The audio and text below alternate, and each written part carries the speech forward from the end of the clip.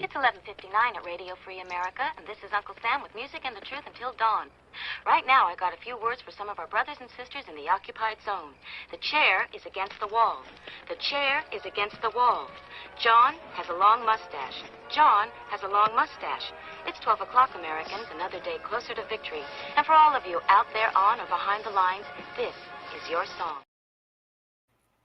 Oh my God, can you believe what's happening in Salt Lake City right now at the Gun Rights Policy Conference? It's amazing. This is unprecedented, earth-shattering. All right, welcome everybody. We're actually over here, but I'm watching the Gun Rights Policy Conference over here live, and they're eating lunch live. So, they're doing an awards ceremony live. So I'm watching the screen over here, which is not showing the awards for some reason. I don't know why. And Tony's joining me. This is normally when we do Ask Gun questions, so that's kind of what we're doing, but I'm also watching the Gun Rights Policy Conference. So is the sky falling? No, that never happens at Gun Rights Policy. I mean, I don't know how many of them you've watched, but I'm trying to think of that kind of shit doesn't really go on here. Those folks don't show up at Gun Rights Policy Conference. My gripe with Gun Rights Policy Conference is it's kind of just stuck in the mud. It's a very useful tool. I believe it's got the potential to carry us really far. However, I think they're stuck in the mud because of a lot of things we could talk about, but I don't think echo chamber is one of them, but sky is falling. I don't think that particular thing. Now, they do kind of rest themselves on self-defense a lot, and I think that my comment is always, I want to own guns even when there's no crime. Like, I do believe there's a future with no crime once the resources aren't to fight over, once we have plentiful resources, and that will happen. I mean, I don't know why people don't understand that we are humans and we're super smart and we discover stuff, and we have like an entire, what is that called? Like an asteroid belt full of resources. As soon as we start plucking stuff out of there, people think that's the future. That's like not that far into the future, and just wait and watch China do it pretty soon. So it's, if you think it's the future, like all you have to do is watch somebody do it. You know, like we thought the moon was the future until Russia threw a baseball into space, and then all of a sudden we're landing on the moon. Like, yeah, all we have to do is realize that all the resources we want are that sun that's sitting right there and all those little rocks. And once we can pull that stuff in, Earth becomes this like cool paradise where we all relish and cherish our origins and our differences and our history, good and bad. And we get to sit around and contemplate it instead of fighting over the scarcity that is sometimes not even real, right? There's some fake scarcity. People got to remember that. And a lot of this division is bullshit also. So anyway, without getting into too much side topics right on the first initial rant here. Now, they're not really talking about sky is falling. But we are kind of watching it. I don't know. I'm going to shut up, let Tony say hey, and we'll start saying hey to people. Show. Hey, what's up, guys? Sorry, before we cut you off immediately. Yep. Do you mind if we just kind of rotate it or, focus it on the GRPC today? I didn't even ask Tony. Okay, cool. Yeah, so we're check it out. I'm it up now. Actually, I'm going to go to YouTube on my laptop so I can actually on the bigger screen. Yeah, dude. Look, it serves a purpose. Do I want it to be super awesome? Yes, I want everything Second Amendment related to be super awesome and excited, and people can't wait to see it and participate. Not what this is. It's just not what this is. Now, I've spoken at 2 of these, but only via the internet. This was during COVID. I think it was 21, 22, or maybe 22, 23. I don't know. But I spoke at 2 of these, but I'd never been out there physically. So I've watched them from beginning to end, and that was pretty cool.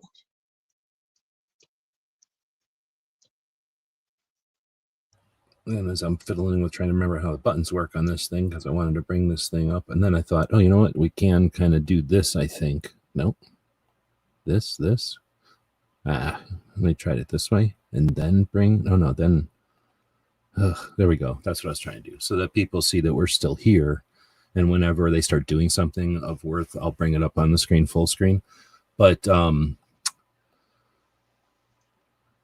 I think I was going to say, just to kind of give people a quick summary of it, the Gun Rights Policy Conference is a boring-ass way of saying a description of a boring-ass event, right? It's for gun owners' rights, and it's about policy, and then it's a conference.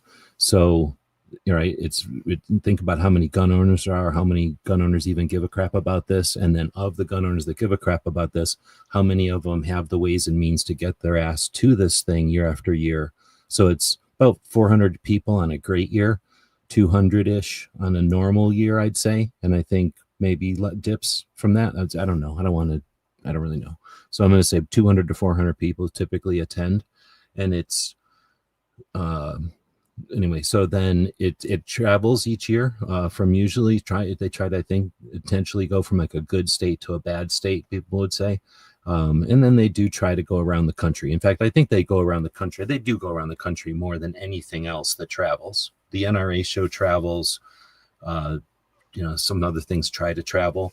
And NRA does a decent job of traveling, but they're kind of constrained by how big they are. GRPC is not. Like I say, 200 to 400 people is a conference room in any hotel, really. So it's just a matter of where they feel like doing it. But they intentionally do it, like San Francisco and Chicago. They've done it like Tampa, I think, and then Phoenix a couple of times, and then Dallas a couple of times. So they go back to states, but they don't do them repetitively too often. But like you said, they did one where they did it by what do you call it, by remote or whatever, because of the bullshit that year. Whatever, the bullshit of 20 or whatever it was, they did it all remote, I think, because this is later in the year. It's in the fall every year. Anyway, so I was just giving a description. That's what it is. It's a thing that's been going on since the 80s. It happens every year, and like 200 to 400 people show up, and I think that's a quick description. Tony dropped out. I think he's having a bad internet. So they haven't started again. They usually start on Friday night, and then that's sort of like everybody gets together and meets up and has a really good opportunity to chat before anything is getting done, before anybody has to do anything for the most part. So that's a pretty awesome opportunity. It's a pretty awesome event. It's a pretty awesome part of this. And I'd say it's one of the big pieces of it. That's Friday night. Then Saturday is what we're experiencing. The first half of the day is seminar conference. Then there's lunch, and then there's another section of conference. Tonight, there'll be another get-together, except with food and an opportunity for people to hang out. These 200 to 400 people that showed up, like maybe 100, 200 of them will show up and hang out. Not all of them do. And then tomorrow, there'll be some of it also. And then it used to be, when I started going in 2015, there was a pretty solid second day. And I think even lunch on the second day, and then came back after lunch for stuff. But that's kind of trickled off. But then in 2017, they started doing the AMCON, the Alternative Mass Media Conference, which is right before that get together. So basically a full work day of Friday is now for media, quote unquote, like anybody that's doing a podcast or writing or maybe YouTube videos, or really anything that wants to do better and do it with a focus on what the Second Amendment protects. They're invited to show up, and it's all free. So they've kind of made it a 3-day event if you're media, and then the first day is just media with a seminar, I guess you call it, like a learning seminar. Then that first Friday get together, and then Saturday, that Saturday get together. And that's really what GRPC is for me after going for a number of times. You get to see the people with their hair down, so to speak, once they've had a drink or something, if they drink, and dealing with people who drink all the time. There's people that drink all the time. I don't know. We don't talk about it too often, but because it doesn't come up in like polite conversation. But when you get together, like SHOT Show or something, where people are together for a while, kind of people make light of it at SHOT Show, because a lot of the industry people are letting their hair down because they've got a stressful week of work that week. So letting their hair down is kind of funny sometimes, or whatever. But in this case, it's like we're kind of working, and some people anyway, so it's an opportunity to see people off the clock, I guess, another way to say it. And I think that's a big piece of it. So right now we're waiting for the lunch, and during the lunch, which is free, I think it's like an hour or something, maybe even longer. They just had John Lott talk about how to keep schools safe, and that was like 20 minutes maybe. And then they turned off the cameras, and right now they're doing the awards, and that's where I was going to kind of start off with if Tony's back. Who would you give I don't know what all the awards are, but I'm going to say the Organization of the Year and then Activist of the Year. And you can't give it to the diversity shoot yourself. Man, I was still gonna just do that and be cheesy. It's like me and I. Um, that's a whole thing. How about this? Can I make one up? Can I do most improved for the NRA? Oh, that's an awesome idea. I didn't even think about that. That's a great point. Yeah. Seriously, Yeah, NRA that was has an few speakers at Gun Rights Policy Conference. That's like mind-blowingly big news in reality. Like most people don't even give a shit or know about the significance of that. But 2 different speakers from NRA are at Gun Rights Policy this year. yeah. So I think that's an easy one. Now, when it comes to organizations, uh, I don't know because there are a lot of them, and then what did they achieve? What happened? How well are they known? Like, what do you base it on? Number of lawsuits wins because many of these same groups are all in the same lawsuit. Hmm. I was I asking mean, something similar. I'm not going to interrupt more than I'm doing right now, but that's a great point. Like, what do you use as your factors? yeah, the, I have no clue. Um, so yeah, I think the easiest thing to go is NRA has improved. It's doing a turnaround a lot quicker than I thought it would, mainly because they have, I guess, elections every year, and they're just changing out the old guard. Actually, the old guard is running for the freaking fences, pretty much, because they don't have their protectors and benefactors that they had before, and everyone wants in on it. And I think it's great that people from other Second Amendment organizations are coming in as officers in the NRA, getting elected as board members in the NRA. And I think that's what's facilitating the quick change. Um, It's like, yeah, but I have no you idea. said, I'm just going to take a tangent here for a second, give you a chance to Yeah. think Mhm. about organization potentially or activist. But then the NRA is like a aircraft carrier. I always like to use that analogy. It's like we didn't have to burn it down. We just have different captain, and even if I don't even know who the captain is, but we have different crew, we have different people running the different things that matter. So really, it's just them taking the helm, right? Like them taking over. You just got to Mhm. give them a minute to get themselves accustomed, and then start seeing where they take it. But anyway, what would you say for activist of the year? Who would you give it to?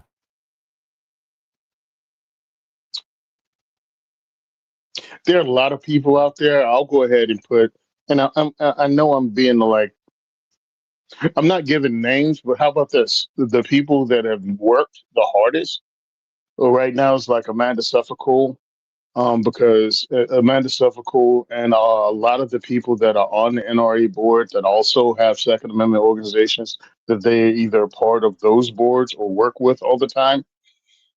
And I look Oh at her, I shit! look at Anthony Colangelo. As soon as you said that, I Yeah. thought of exactly who needs to win it this year. Go ahead, though. Sorry. Oh, okay. Um, yeah. So for me, it's those people that are like wearing 2 or 3 advocacy hats to try to change things, and they're working towards changing things. But there are so many of them because I know them. You know what I'm saying? I know many of these people and know the work, like Alicia Garcia, who's in Colorado soon to try to make things better, or Boomstick Babe, if people know her from online. Uh, okay, you know what? Yeah, I saw what you just posted up, I didn't want to interrupt you, and but as soon as you said that, I was like, oh crap, you know what? I didn't even think about it, but and Rick he's one of them. Rick is one of those on dudes the that board. had his And own thing going for a long time, and now he's on the NRA board, and he is not doing well in health. And if we're going to do something, let's do it while he's still here. Um, exactly. so yeah, I'd rather look. Everybody else, I don't know when people are going to check out. I just know Rick is sick, and I know Rick and Amanda both got on the board at the same time, and they were the beginning boulders in this avalanche that's become actual advocates and activists taking over the NRA board. And again, my friend and mentor Anthony Calandro was there, but you can't be that one guy standing he was the one that kind of kicked the door in, and these people came rushing in behind him. And he was able to promote them on Gun for Hire Radio and get these names out there. And, I'm just happy that I'm friends with some amazing people. I'm sad that Rick is ill, and we're winning. We just have to all get out there and fight the fight, man. We just need to bring more people in and keep growing the organizations.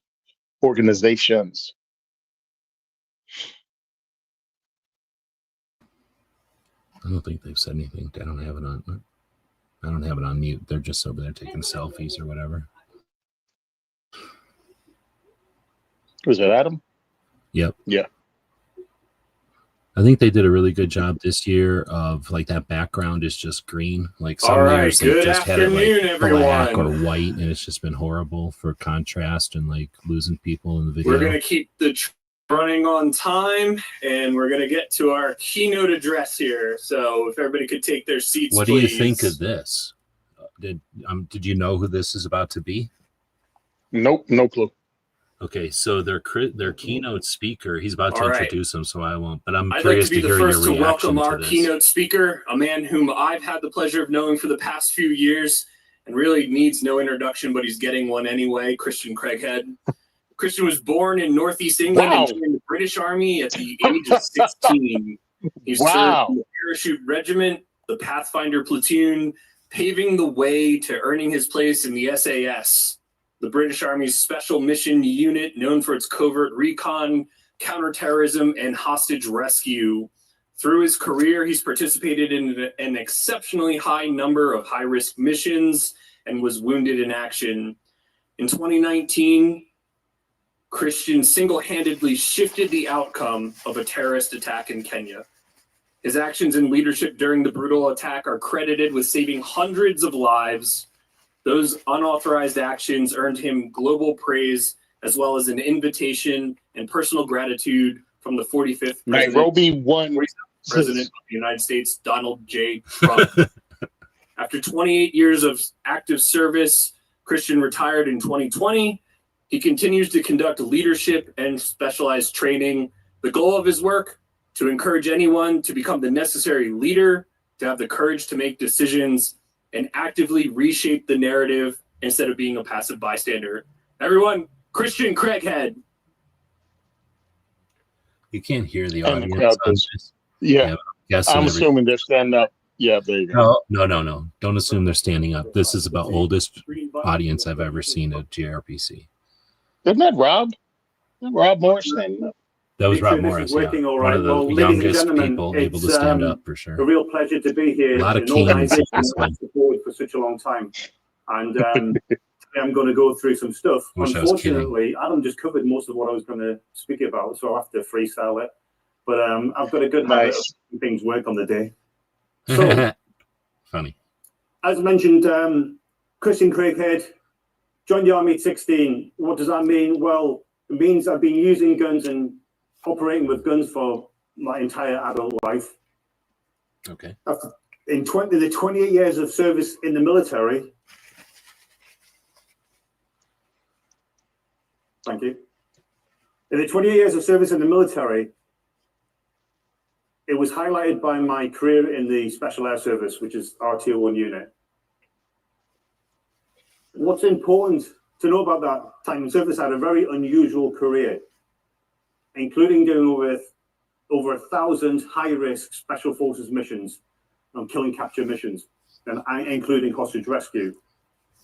Also, what was important to know that I was the lead close quarter battle instructor for Tier 1 Special Forces in the United Kingdom, which meant that I lived and breathed not just hostage rescue and kill capture mission training, but also the shooting and the responsibility that comes with that.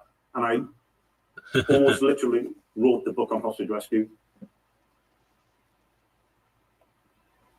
So in the year 2020, I retired from the military after 28 years service. I haven't heard that. That's pretty cool. Then moved to, after the 2 weeks, moved to the United States of America. So do you think this guy, I'm going to just overtalk him because you can go watch it. We don't need to, you can go watch it if you want to go watch it. And I don't know if it's rude or not, but he isn't American, and I'm not sure what the point is. It's interesting to see like a shift in GRPC to have like a. It's not. I don't think this is vet bro. I mean, I know it's like adjacent to vet bro, but no. You're right. He's not just like selling a bottle opener like Levi was doing for a bit. I mean, he was very successful doing that. You know, I don't want to trivialize it, but you know what I mean? It's not like he's selling a product or how about this, a protein powder? You know, he's just a guy more like, I think, an inspirational speaker, right? Like, guy goes to businesses and tells corporate USA like how to get out there and do stuff today, make a decision or whatever. So anyway, I just thought it was interesting. My initial thought when me and Clover were kind of ragging on the itinerary today when we were looking at it yesterday is who is this for? You know, like my constant question has always been ever since I've started to wake up a little bit and scrutinize the gun rights policy conference. I love it and I love what it's about, but I love it enough to question it because it's not. I don't know what the fuck. And here's my question: is it for us or is it for them? Is it for the people who don't know about guns or maybe even hate guns? And it's our way of saying, here's a presentation to you, or is it for us, for each other? That's my big question. And then with that question in mind, I'm looking at this like, why this guy? Like, I'm obviously over talking him, so I don't know what he's saying, but I can't imagine whatever he's saying right now is going to do. What is it supposed to do? It's either supposed to empower me as a Second Amendment activist to get up and off my ass. If I'm watching this, like, I'm already off my ass.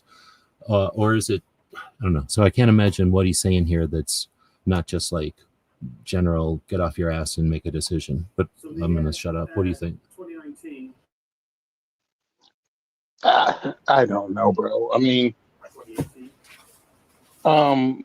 because I don't know what he's saying or talking about. Now, if he's trying to talk to people about motivating to get things done and joining and standing up and fighting, or just motivating the crowd that is there to stay in the fight, cool. I mean, at least he's not there selling coffee like the other vet bros.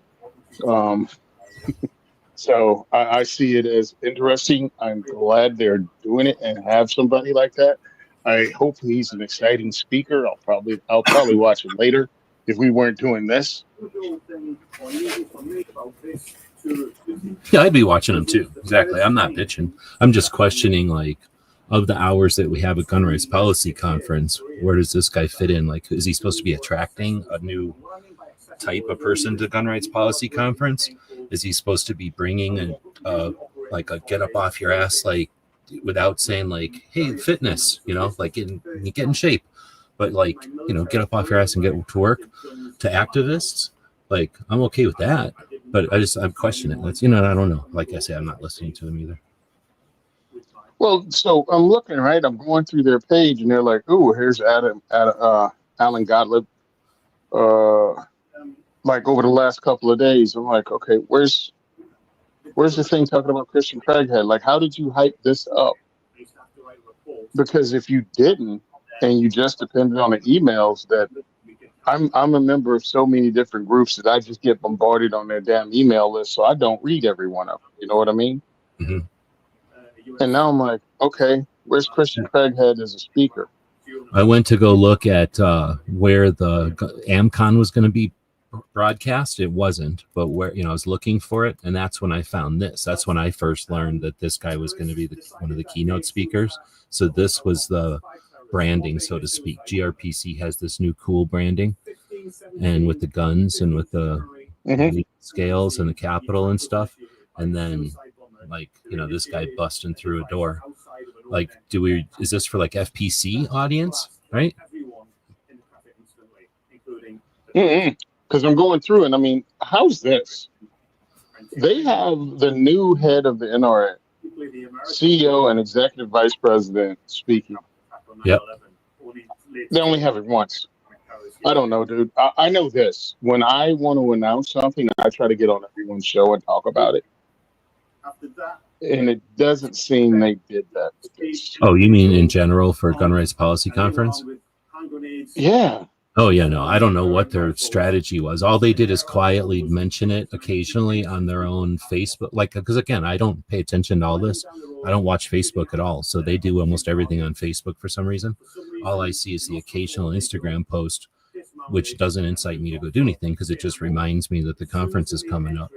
But whenever I actively looked for the link this morning, or yesterday morning, I guess, for the AmCon, because I really did want to watch AmCon. Amanda was going to talk about putting together I forget what they call it nowadays, but like a media kit, and that's pretty important. That's like your first impression when you're trying to work with a company. And I want to know how, because I know how to work with companies and I know how to fail at it and I know how to succeed at it. Like, you know what I mean? Like, fuck this, I've done this for a while. So, and I don't like it. It's one of my gripes is that I don't like it when amateurs shit on stuff that they suck at because they don't know what they're doing. And you know what I mean? Like, and I do not like that, especially with activists. Like, we should be able to tell each other, like, here's the shortcuts. Like, guess what? After years of doing it, here's how you win at it. Just go win at it. And instead they're like, here's some shit that might work or get rich quick type of shit. So anyway, I'm really curious to hear what in 2025, after years of the Women for Gun Rights, which has, I'm going to call it like an incubator or a combinator or whatever that's called, where you get a bunch of people who are capable and competent getting together for a worthy cause year after year.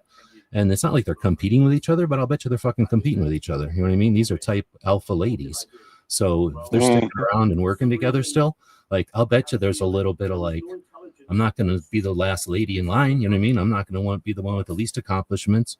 So, you know what I mean? We've got some stuff happening. I'll shut up. So with them, with those ladies, because, I know them, I've worked with them. I care about them deeply. They are achievers, bro. They will work together. They will get stuff done. And if you can't, get out the way. And now, again, I've been around long enough to hear about some of the little hurt feelings and egos that are bruised, over there in that organization. And I'm looking and I'm like, everybody can't swim with the sharks, bro. So they're accomplished ladies. Some people have bitter feelings toward them, mainly because, and this is no hit on them, those personalities were never going to mesh. You know what I mean? Well, and there's a certain amount of like, what is the Women for Gun Rights doing? They're getting themselves to DC on their own fucking dime every fucking year. Like, that sounds awesome. And I don't think it should be a burden on our community, considering how much money I know we have at like SHOT Show and shit.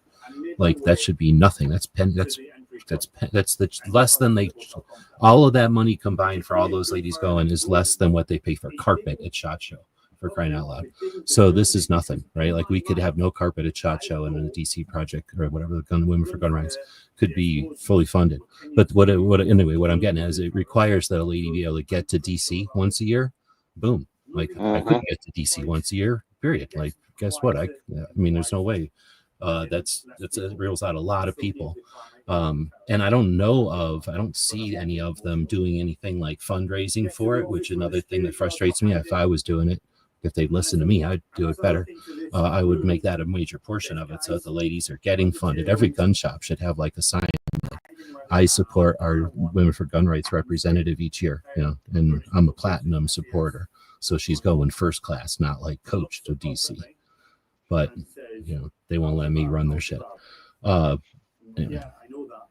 And then I hear gunfire, the grenade go off, and I'm like, Kenyan Special Forces. Where do we get off on this topic? I know I've been starring some of Woods' things. I know I took you directly off in one tangent. I thought we got kind of back from that one. But I won't apologize. We're not scripted for sure. I don't know if this is a legit question because it's a new person, but is that Solly says, can you someone briefly summarize what the controversy was about? Are they talking about controversy in Nairobi? I think that was terrorists or some shit took over a hotel. This guy was like vacationing nearby with his kit and said, fuck it, and ran into the building and took out a bunch of terrorists or something, from what I understand, right? So it was a whole freaking complex. So it took a really long time to clear everybody out. Not only did he get going, he was there training Nairobi, either law enforcement or military. But he was chilling that day. He was not working that day, but he had his kit. So he went to the car, threw on his Batman crap, and then just started going and removing terrorists and bringing people out. And then when the military and the police did show up, he kind of helped coordinate them and get their crap together and brought them in and directed. And then he called his guys and they had to get Kit going and get in. So, yeah, he did all the heavy lifting in the very beginning while the other organizations tried to get their stuff together. But, yeah, right place, right time. And he got stuff done. Okay, so that Solly is over on the other channel, so I'm letting them know if they're over here still. If you're, so it sounds more like from their question over on the actual chat over there, which I can't highlight because it's on their chat, that we're over talking. The whole, I can't point at my screen. I guess I can try to point at my screen. Hold on, let me try to do this.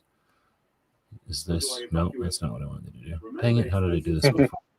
This, and then this, no, this, and then this, no. Dang it, now I lost being on the side. I don't know how to do that again. Oh, I'll just put that on. Just put us on. How do you, oh, there we go. Now if I just turn off my camera, oh, I got the wrong camera on. Now I have to turn it to that camera. So, oh, now I'm looking at the wrong TV. We're watching this. Like, this isn't, what you're seeing on the screen there isn't live. We're watching it over here. So if that person is asking what the controversy is that the policy conference is about, I think in general, I'm yelling because it's like thunderstorming out here. I don't know if you're hearing that in the background. Probably not. The controversy would just be the misunderstanding between people who just don't care about guns, or who have nothing to do with guns, or maybe the people that hate guns, but probably just those group of people in the middle that don't even care about guns on a day-to-day, and the manipulation that happens, or the way that their just lack of understanding is used to create a rift between those of us who understand how guns are used, and since we own them, we know that they're not inherently evil or anything, and the misconceptions and the misunderstandings. So the policies, the laws, and the things that are created because of those misunderstandings are the things that are being discussed here from various angles. Typically, I mean, every year it's a little different. Each speaker has their own agenda, I guess. But for the most part, the gun policy that's being talked about here are the existing laws, or the laws that are pending, or the laws that are being challenged, and then the different strategies and groups that are doing that, and the ability to do that. So it's not it's a specific thing that this conference is about. It's been going on since the 80s. So I don't know if that was worth taking all that time. Or maybe that was just a troll comment, but I don't know. So the whole tempo of that day then changed and changed again. And had to adapt. Yeah, so that's what DJ's just reposting what they said over there. Thanks. Again, I don't know. You think that was a troll? Was that a troll, or was that just somebody who doesn't understand what's going on? You have no idea at this point. I don't like to run off people who just don't know how to ask the question, because who the hell knows how to ask a question sometimes. But hopefully, if that was for real, that I addressed it. Yeah. So Craighead is talking about just that day, and the fact that there was actually armed civilians that helped him at the beginning until he hooked up with the Kenyan police. Gotcha. And then the Kenyan police came in, but they weren't hostage rescue trained, so he still had to search an entire mall door to door by himself, and he just had the police hold outside because they did not have the skills to join him. So yeah, so I'm looking at what to say. Okay, I'm forgetting where I am. Tom Shelby is one of the criteria to win Organization of the Year, that you have to keep getting your ass kicked and losing everything you do. Jesus. Okay. Getting your ass kicked. I mean, I know this is one of the comments that were on the Gun Rights Policy Conference feed. Somebody typed in. I think you can see it on screen. Right? Yep, you're showing it. Do you know who that is? No, I have no idea who that is, but it's like, it's not a football game, right? I mean, you have to argue law and you have to fight in court, sometimes against judges that are political activists. So no matter what you say, you're not going to win. It's just they have to figure out how to act as if they are ignorant of the Bruin decision. You know what I mean? Like the judges, oh no, there was 1793. It was like, well, I mean, excuse me, there was a rule in 1878. And it's like, well, no, sorry, wrong. So yeah, losses can mean it's just a political loss because you lost to a political hack, not that anything a lawyer did wrong. There's nothing you can say to get some of these judges to rule in favor of the Second Amendment. I mean, many of them don't even believe it's a personal right, an individual right. Did you see my Instagram post earlier? What'd you post? Kind of similar.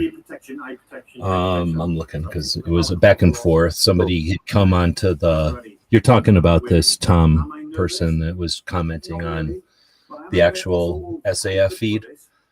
And earlier, someone called Tate came in and said it was just being weird. I'm pretty sure they were a bot or just some weirdo, but probably a bot because of the persistence. But anyway, it said one of the things they said was this country is disgusting. I guess I can do this. This country is disgusting. Okay. All these laws are legal under the Constitution. Full stop. Now, he happened to be talking about the guy from the NRA was on, NRA ILA, talking about all these laws that were taken away. So I go, he's listing the bad laws that have been removed. Our country is awesome because these things can be removed when incorrectly applied. We just need to pay attention and do work. That doesn't make the USA bad. So I think that's kind of what you're saying. Like, it sucks when they put bad stuff out there, but we have a system where you just remove the bad stuff. And if we need good stuff, we can apply it. It's like, just requires some amount of persistence and effort occasionally. Well, one of the issues or problems or whatever you want to call it that I have with a lot of people in the firearms community, they just tiptoe in, right? They might own a gun, own a couple of guns, never really participated in the fight, live in a free state, and they hear about it and hear what we're saying. And to them, it's almost like common sense, and you should be able to win. Everything should be a layup because they live in their state. And it doesn't make sense that New Jersey can somehow give magazine capacity limitations or keep changing where you can't carry or just do all the weird stuff. And they're like, well, you guys just can't win. And it's like, you don't understand how anything works, but you want to comment on it and be really loud about it and then get frustrated, but you don't donate. You don't come to meetings. You don't listen to what anyone has to say, even in the comment section. You want to fight back. And it's almost as if they have this television show's idea that the lawsuit should start. They should go to court. They should give a freaking Tom Cruise speech. You know what I mean? It ends with you can't handle the truth. And then the judge starts beating his gavel and the crowd claps. And it should be over with in 2 weeks, 3 weeks. Like they should see the beginning, the middle, and the end of this in a very short time frame, and then the law should be changed. And it's like, no, it can just plan on something good taking 7 to 10 years and about $1 million, and it can still not end like you want it to. And if you think it's frustrating sitting on the outside, try being an advocate and an activist and fighting this every day. It's very, very frustrating because they're clearly violating civil rights of all American citizens. And we're still playing politics. And look around at your other buddies that own firearms that either don't vote or don't prioritize their Second Amendment rights when they do vote, and they vote for anti-gun politicians, or they don't participate in the process whatsoever, including making phone calls or sending letters.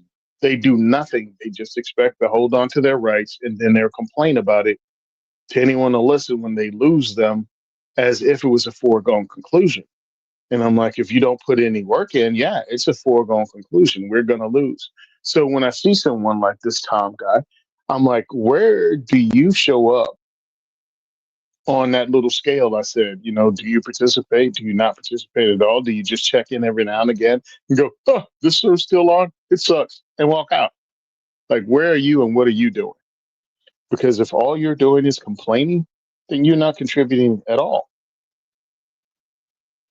I hear you. I don't even know if we need to attribute. Well, I don't know who this person is. Like, if I could, if I was a mod, like they took me off of mod status because they don't like me. So I'd fucking them a dick, I guess. But like DJ could go right click on this guy and go to his channel. I'll go to somebody's channel, and if there's like 2 or 3 comments or nothing videos, but you know, basically just a shell channel, I consider it a bot. Even if it's a human just being worthless, like you're saying, okay, bot, you know. But I think reality, you've seen these, like it's going around right now, like some country where they've got like a rack of phones that are like you know 4x4, looks like a whiteboard or something. It's a zillion phones, and they're like wiring it together. Like those kind of things have gone around before, but that kind of shit certainly exists. And if you think that only happens in like some countries, that's where probably for gambling or some weird scam or something. You know, like that happens all the time for political manipulation, just for views. Like, you don't think that some of these people who are desperate for views and attention aren't going to do anything they can for views and attention? Like, how much does it cost to buy a motorcycle? Like, that's probably how much that wall of phones cost. You know what I mean? So, anyway, so I just like to think of these as shells. Like, don't even think of them.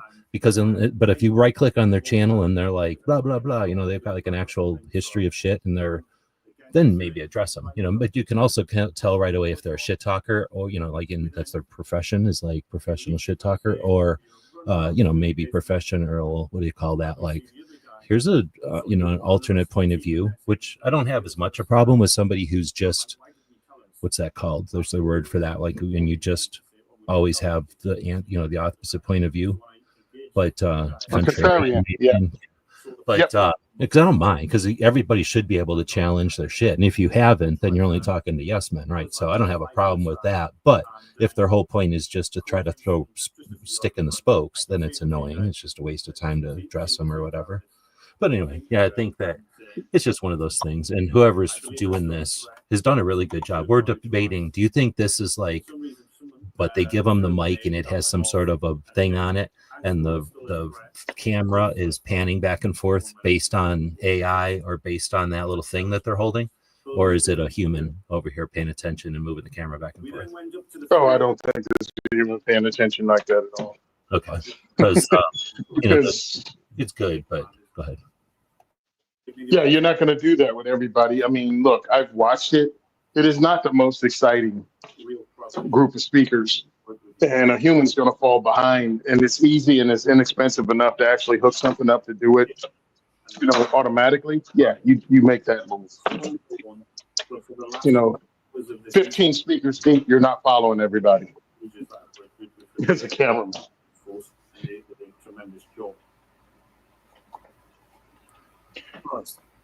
So somebody actually made a comment over on X, which is pretty cool. They were talking about how people don't participate in PA and how they're still going after, even in a so-called free state like Pennsylvania is, which next door to me here in New Jersey, Pennsylvania looks like West Berlin.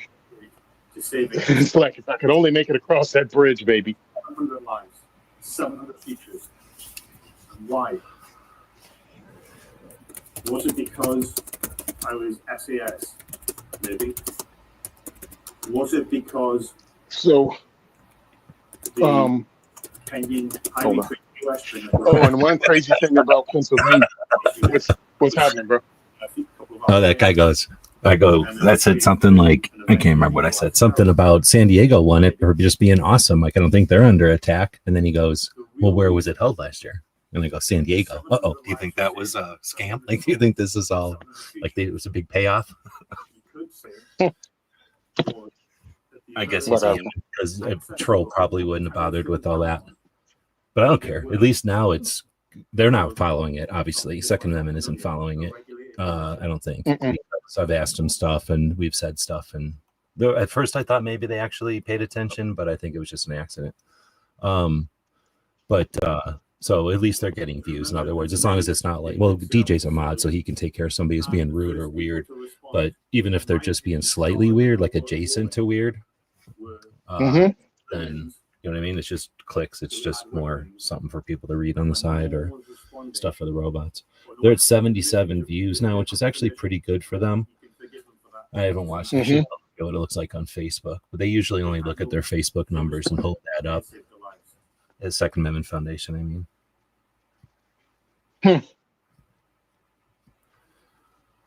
So I was looking at the audience. I'm like, I think that's Danny Todd in a red shirt. Yep. No, for sure. He always sits right in the front there with Cheryl. That guy, man, I feel like I know who that guy is. He's in a lot of these, I think. Woods is saying, so what's the policy? I'm going to look at the thing for my cheat sheet. This is the, what do you call it? The official agenda that they posted or whatever, which has been pretty good. It's like a cheat sheet. So we know that it's 12:49 and this guy will shut up at 1:45. So he should be shutting up anytime. I shouldn't say shutting up because he's probably cool. But to me, yeah, I don't care about guns and violence or whatever. I want to hear about policy also. I lost my thing, so I'm looking for it. Shit, where did I put it? Well, my whole thing is if you bring them in to make people excited and bring new people in that are more firearms orientated, but you didn't push it. I mean, I didn't know. No, exactly, right, exactly. So yeah, exactly. But if this was for Redditors and they posted it on Reddit, awesome. But where are they? There's 47 people watching. Is this being streamed on Reddit and that's a whole new thing? Awesome. But then you put them all to sleep with some of this weird shit. So he's asking, where's the policy? And I'm looking at the agenda here. Mark Walters came on. He was short and sweet. I don't like listening to long blah, blah, blah by the person who's hosting. Like, we're not here for you, leave. Alan and Adam, both very short and sweet. Alan, I think, got a little weird, maybe. Then AWR Hawkins came on. Self-defense central component of the Second Amendment. I don't have anything good to say, so I'll just move on. What it takes to protect America's schools. The guy from, was it Ryan Petty? Somebody came on to talk about protecting schools, so that was one of the policies. And then that's great. Ava came on. I think, did we talk about this last week, that Ava's took a position as representative of Colorado? Yep. She's working in Colorado now, so good for her. Yeah, exactly. So she was here, and she was going to talk about her advocacy and her stepping into advocacy and how that was a necessity in Colorado. But she was now a politician, literally, so she's not going to bring it up. Plus, she probably wouldn't have brought it up out of decency or whatever. But Colorado's massive. Yeah. Like, Colorado is not an easy state. There's a reason that Colorado's getting their balls kicked. It's because it's not a solid state on our side. We have too much division in that state. So anyway, it's difficult for her to, or I mean, because of the difficulty in Colorado, she kind of rose, I think, to this place. And now she's literally been asked to take over a slot by somebody who retired early. So she didn't have to be elected or whatever. So it's pretty cool.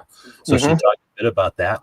But it was basically a speech, and she read it, and that was it. And if there was, I think there was some pause for applause from the audience, but because the way the mics are here, you don't hear anything. You just hear her pause, and you couldn't really tell if she was. It could have almost been pausing to sniffle or cry, but it wasn't. But you know what I mean? Like, you couldn't, because it was somebody else had said. So go ahead. This is the thing. You know me. I've been around for a minute, so I met Ava.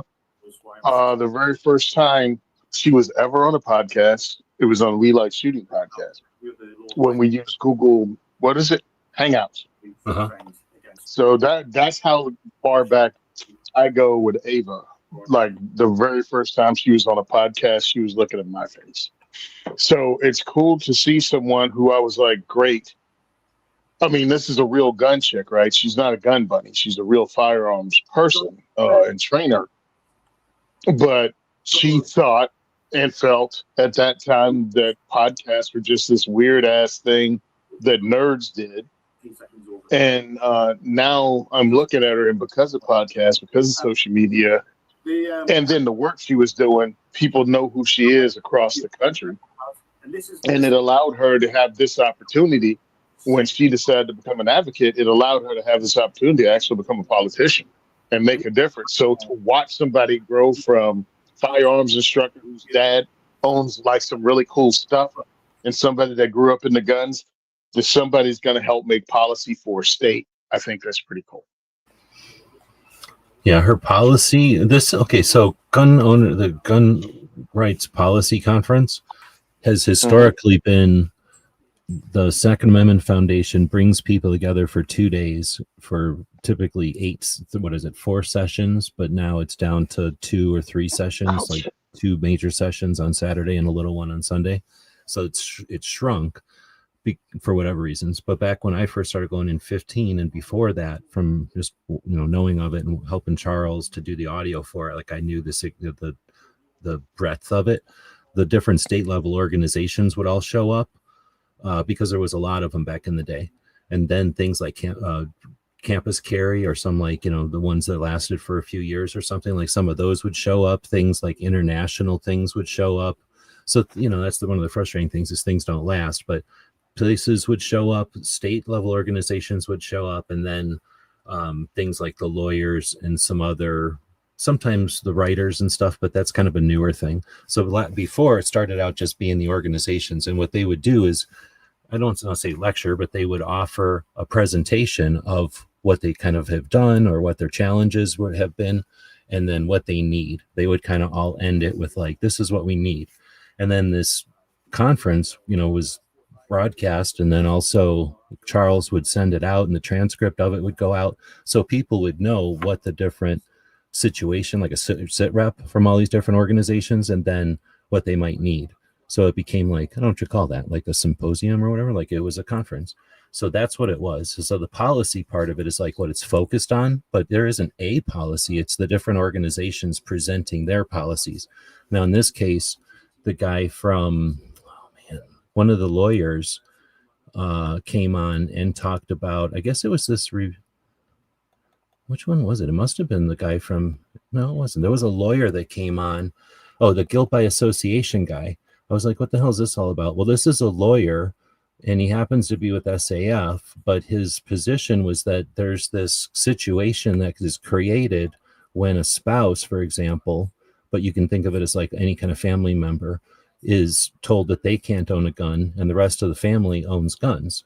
So that's a position or what do you kind of call it, like a division or a crack that could potentially has been already used by anti-gun folks to chisel away or to nibble. And so because that's not on the mainstream, his policy, his position, his reason for being there was to bring this to light.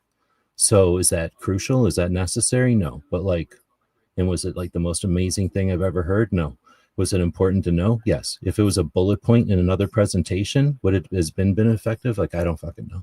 But anyway, so that's sort of the point. I'm not trying to justify nothing. Like I'll go back to, is this made for us or is it made for them? Because it's this weird mix that isn't affecting either. It's bothering people. Like Woods is a massive activist. Like he would do a lot and he has done a lot. Like I know people who will put in effort and who, have been around for a while. And it's frustrating that he's not satisfied with what's happening. You know what I mean? Like it's obvious that, and so many people, like Woods is a representation of dozens of people who over the years I've introduced or seen be introduced to the Gun Rights Policy Conference. Maybe I met them. Like I've met so many people just going to the policy conference where it's like, oh, you're G-Webs or whatever. I've heard of you. And then blah, blah, blah, I'm from this state or whatever. And I'm like, yeah, I don't never going to remember you. So thank you. Like, I don't care. And then, but I know that they're not there again. You know what I mean? And I don't think it's because of me. I think it's because in general, their needs weren't met. And, if this is a conference and times are changing and they have the potential to, to have that interaction with folks, like it's sad that they're not paying attention to that. I think that's indicative of a bigger picture of stuff that they're not paying attention to. But anyway, like I say, I love it, but I love it enough to rag on it. Okay, so what are we missing? This is a 25-year-old representative out of Montana. Yeah. Oh, he got into it at a young age or something. DJ probably. 19. Yeah, he ran at 19. So I don't think it's that they had a policy as much as like, here's another person from the Second Amendment community who has a story, and she relayed her story, and then was put into a position where she could, and she fucking said, okay, I'll do. And now she's another representative we have at state level in Colorado, which is an important state, that we're either going to see skyrocket or, you know, have it for the long run or fizzle out. I hope she's not going to fizzle out. She's Dragon Man's daughter. I don't, you know what I'm saying? Like, I suspect she's got the resilience just in her bones, and hopefully the community can get enough behind her to give her what she needs, you know, all the different ways. But because Colorado fucking needs it, and like I say, I can't imagine a better match for Colorado. So anyways, but I think that's why she's there. You know, they don't have, well, I mean, shit, I can go on with all the people they don't have there, but I think that's why she's there. Not so much her policy, but for maybe inspiration and for awareness. Yeah, with her, you never know. Look, man, Ava's just another person, but she's a person who I know, I've met, I've hung out with. And again, if we've all followed her on social media, because it's not as if Ava and I are best buds that talk on the phone. It's just we're two people that know each other and are aware of each other, and we speak. But she doesn't tell me any deep, dark, freaking secrets. So you may know her as well as I do. You just, you know, just by following on social media. She just recognizes me. That's all. But it's good to see that she stepped up and she's doing this. And hopefully, because she knows so many of us in the firearms community and the advocacy realm, that she'll listen to us if she starts to go astray, or she has enough connections that she can see, you know, she can ask questions and get information that she might not have on her own. Like, what's behind this, you know, this thing that's coming up? What's the real sauce? You know, what's the worst thing that can happen? Because I'm looking at it this way and I'm seeing good. What's the bad that can happen? And, you know, people across go, oh, yeah, they tried to pass this bull crap somewhere else, and this is what they really did with it, you know, after it passed. Because a lot of this stuff sounds like a good idea if you don't know how they've screwed the pooch with it over time. Red flag laws sound like a good idea until somebody tells you how they've used them to just take guns away from people with no due process. And leave and use it as that, not to make anyone safer, but just to confiscate firearms. And it's cost people lives. Well, if you don't know any of that, you can't really argue back, even though you might never vote for it when you're talking to other politicians and trying to explain why they shouldn't vote for it. It's like, I don't have all I need to know, but I know who does. And you called Dr. Lott, and you talk to him or talk to one of the people around him or with that knowledge, or you can speak to Edgar, or you can speak to Alicia in Colorado and get some information about how Colorado had ran things and what they see from their perspective. Because Ava's a female, but Alicia and Edgar are both Latinos living in the same community and might have a totally different perspective than she does on something.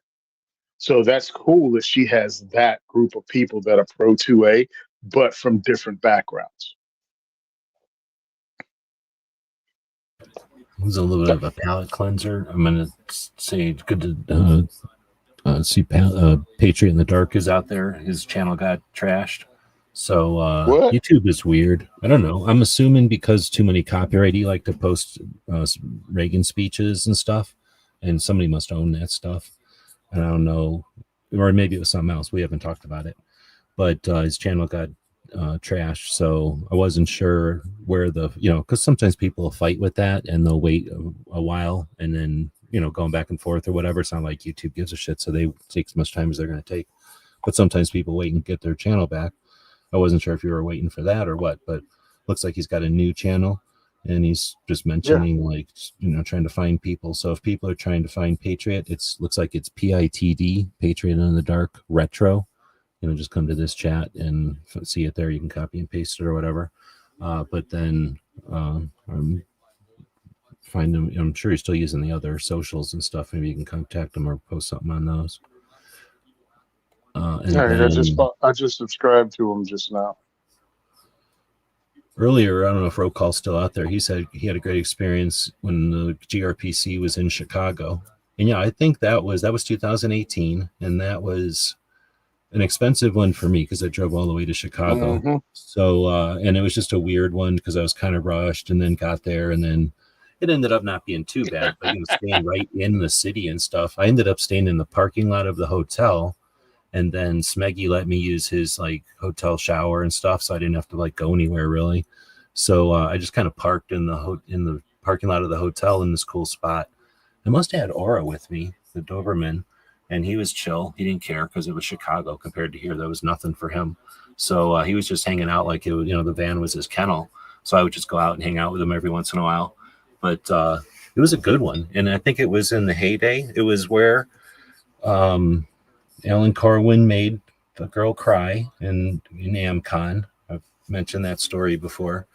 So it was an emotional one. That's where I drew the line, and when that kind of maybe that seeing Alan Corwin be so mean to somebody that she left the room crying in AmCon, like, you know what I mean? Like, what the hell? Like, this isn't right. This isn't working. Like, you know what I mean? Like, if this was any kind of business or whatever, that's where ideally the president or whoever's in charge would go, let's stop for a minute and reevaluate here, because this isn't the goal, and this isn't the way it should be happening.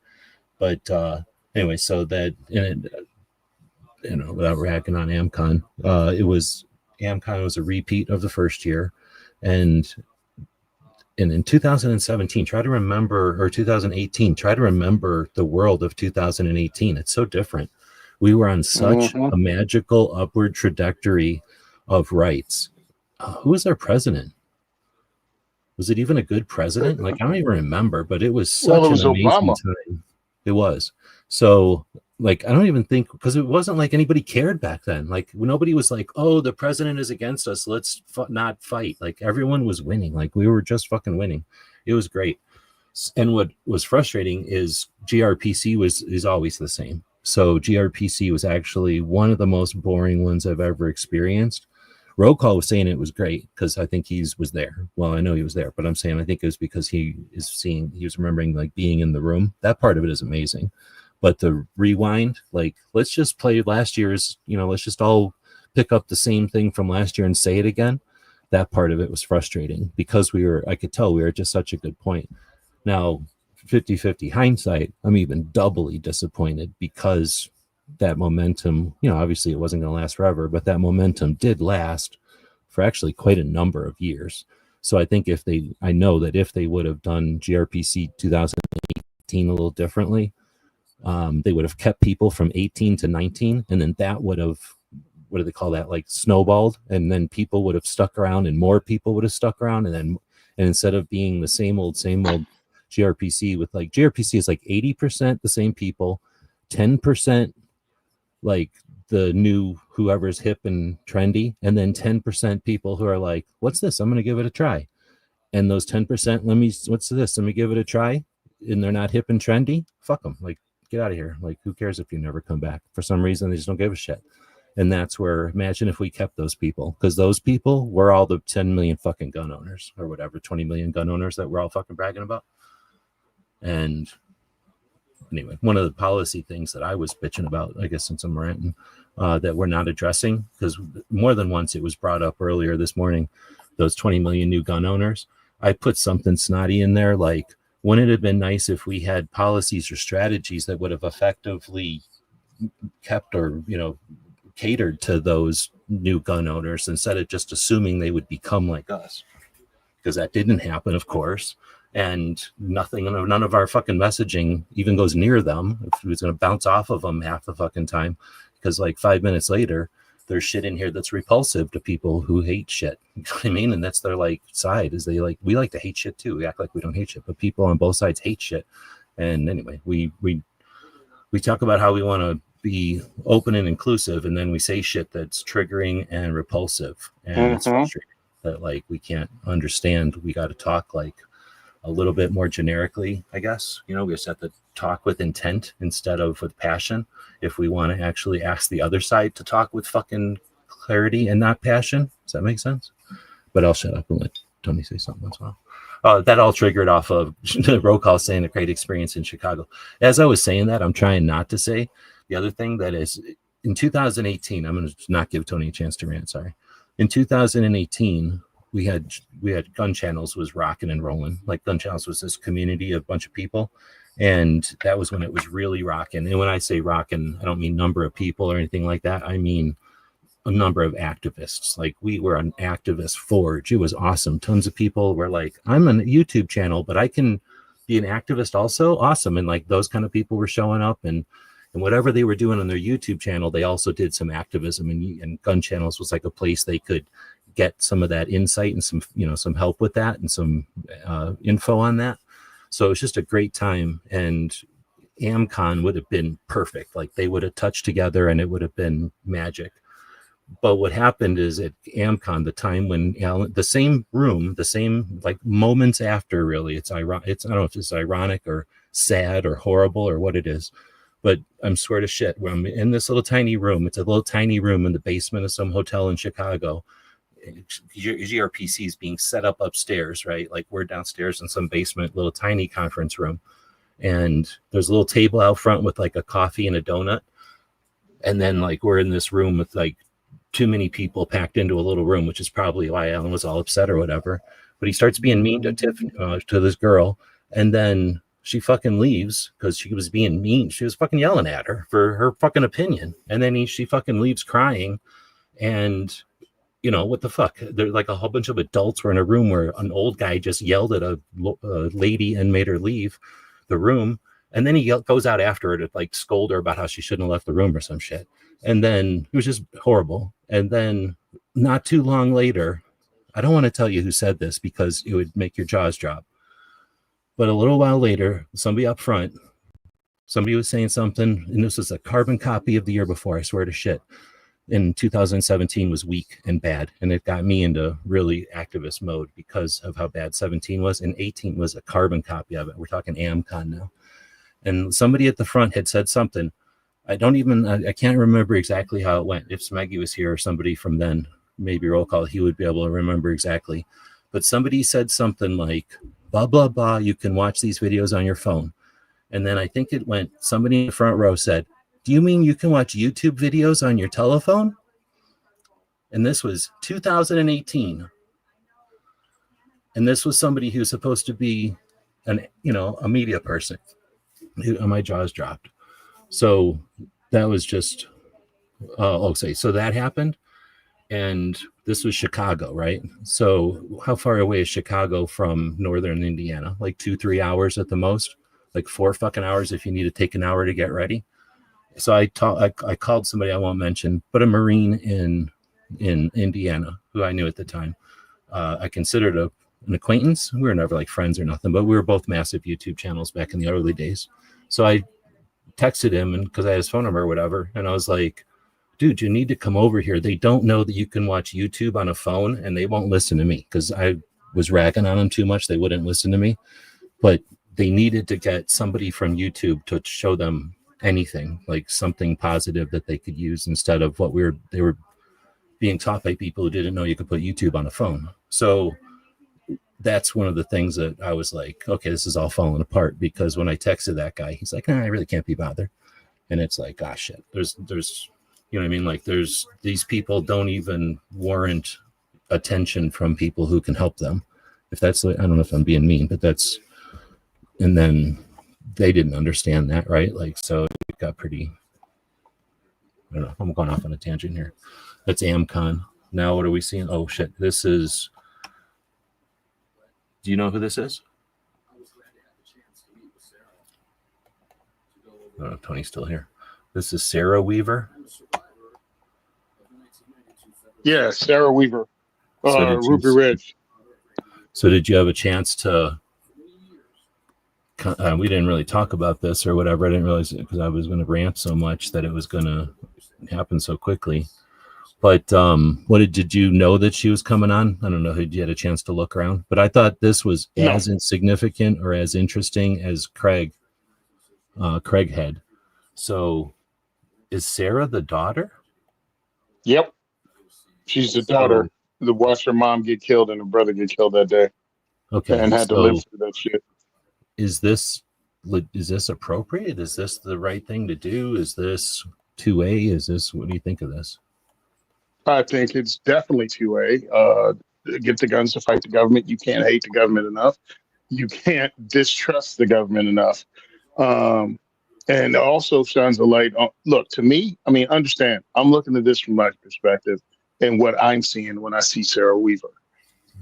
She's a person who, not only the government wanted her dad, they pretty much entrapped him, violated his right, didn't say they were there, snuck onto his property, murdered his son and his wife, and then tried to play him off as the bad guy, arrested him, and then had to release him because he was found not guilty. But they destroyed this man's life over a 2-inch difference in a shotgun. And then which they insisted on. I think that was like the beginning of the gas. Well, not the beginning, at least for my generation, my understandings, like the beginning of the gaslighting. Like, what are you talking about? That never happened. Or like, you know what I mean? Like, that's not a significant thing. Like, you know what I mean? Like, it was not conspiracy theory, but it basically instigated the next thing. And when the next thing became even bigger, all of a sudden everybody was like, well, how did this happen out of nowhere? It must be guns. And everybody was like, fuck you, it was guns. It was probably started by this. The guy, he, you know, the thing, I think he referenced it even. So it's like that became the beginning of like the us, them with our freaking, what do they call them? Like agencies that are there to regulate and enforce. That was actually one of the topics earlier when Woods was asking about policy. I was ranting too much, but one of the topics was kind of thinking about, I think it was when they were talking about the suppressors and removing the NFA and stuff like that, like having the ATF having the authority to both regulate and enforce. They should, you know, a step could be to take away the enforcement part so they just become regulators. Hold on. Not only regulate, enforce, but I guess that's saying the same thing. I was going to say interpret, but I guess that's part of it. Regulate, but it's like, no, they're allowed to damn near write new laws on their own without interpret. Yeah, exactly. Anything. That's a great point. Like their interpretation. And not even be consistent with it, and then look you in the face like, what? I'm like, that's not what you said last year. Yeah. They're like, yeah, the brace is 100% legal. Just because someone uses it incorrectly and shoulders it doesn't change the fact that it's a brace built for handicapped people. That brace is illegal, and you're just trying to work your way around having a stock, and that's wrong, because now if you use it incorrectly, then that makes it illegal. Did you not hear what you said 6 months ago? Yeah. And you need to turn all of them in. And we choose to read what a bump stock is as being full auto, even though it's not the same thing. I mean, it's two different phrases, but we'll just say it anyway, and people will be too stupid to look into it on their own. Well, it's one of those definitions when we feel like them. Definitions matter when we feel like it, and definitions are not such a big deal when you're bringing them up. Yeah. So I'm thinking GRPC is trying to change to actually make this thing more hard-hitting.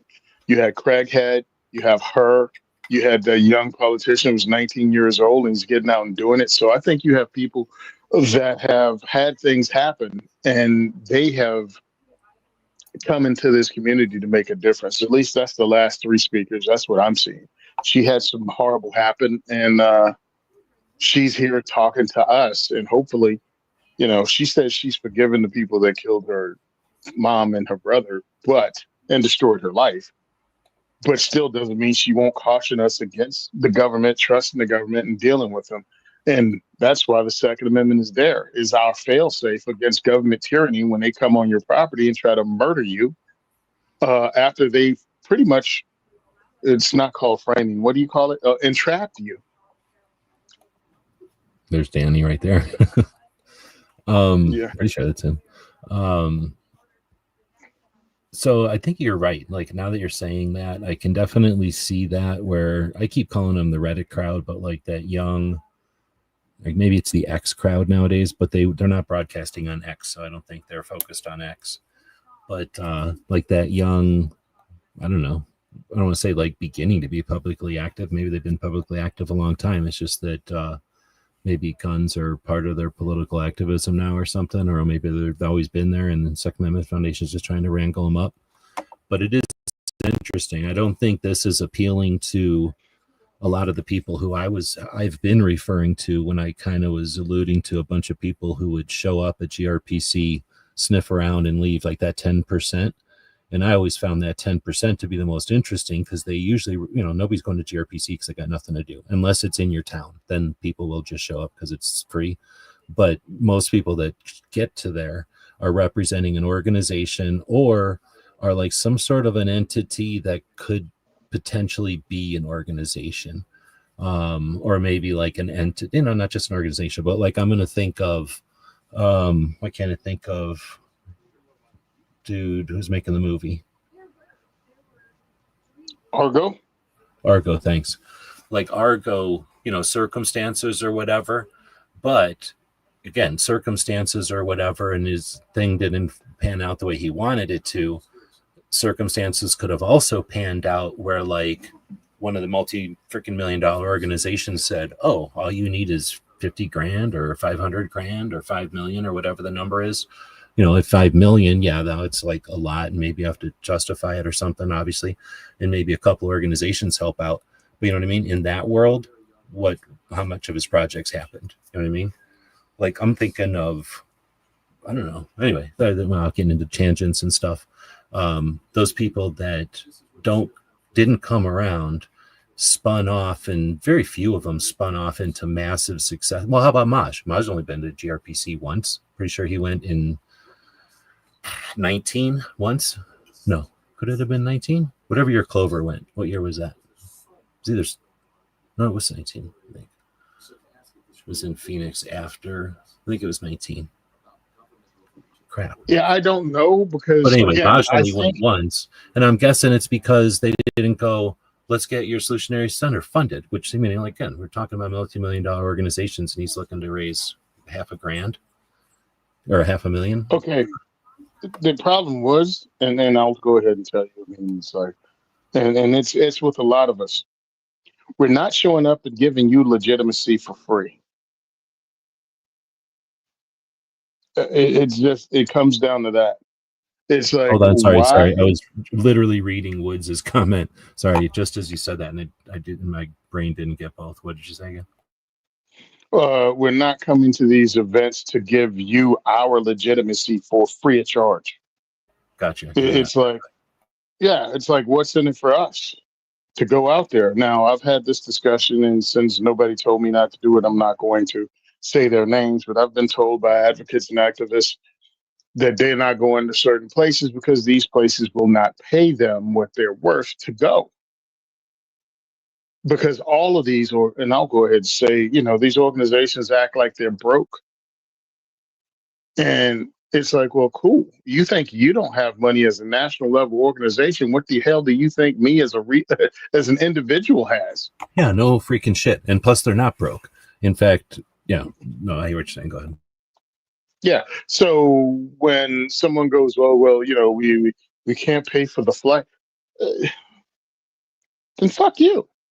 No, part of the honor, so to speak, of being asked to speak at this should be all expense paid trip to the event, because the Citizens Committee for the Right to Keep and Bear Arms exists to make millions of dollars to make this event happen. And if it means one less meat option on the lunch sandwich menu so that they can accommodate that, then who gives a shit? One less $3,000 pot of coffee, because these places charge that kind of money, then make that happen. But yeah, exactly. Tighten a belt somewhere. Don't do some dumb thing that you're doing. If you can't afford to pay your speakers to come out and speak, maybe you can't afford to put on an event. When you get to the national level and you want these many people to show up, when you want to fill up these kind of venues, if you're going to treat it like the local Elks Club, and I'm driving from like 40 minutes away, then no, you're not the local Elks Club. I'm flying across the country to a 2-day event, and you want me to speak because obviously you could find someone local But obviously and I'm not just talking about me, believe me. Yeah, the But person or the I'm doing person's story or success is what you want to focus on. Yeah. You want to capitalize on that by bringing other people. Well, they're not making money for this. So I don't, it's not like this is a ticket event that they're making money on. They're literally pouring money out for this. But I'm just saying, I could totally see pouring more money out to get a better result. Because that's the thing. We're not talking, I mean, this is a great result or whatever, but you're only going to get people that can afford to get here. Period. Like the only people you're going to be able to get to show up at this, and that means you're going to have to, get down to rich people, I guess, or people that have, like they're on a speaking tour or something, and they can make it happen with their plans or whatever. Yeah, because I'm looking at it like myself. Now, again, I've spoken there twice, but only online. I've spoken. One was pre-recorded and one was live. So I was honored, really, to be there and be able to speak and talk about what we do and how everyone can do it. And that was my whole point. But it's like, hey, Tony, will you fly out to do the same kind of thing? To say the same thing? Like they flew me out for the what was that, 23? I think it was 2023. When they flew me out for the Arizona 10th anniversary second thing in Phoenix. Yeah. I would say, just again, this isn't like we are only confined to what people have done in the past or whatever. Even if they were to say, we don't got the money for this, but since this is our thing and we want everybody to show up that we're asking to show up, let's raise the money. Let's help you raise the money, like fill in the blank. Like, let's use some other strategy that works to, maybe you need more audience, maybe you need more time in a day. Like, how do you do that? Like, oh, you need assistance with this? Like, oh, because you need lawyer stuff? Well, fuck, we can take care of your lawyer stuff. We got 8 lawyers hanging around doing nothing.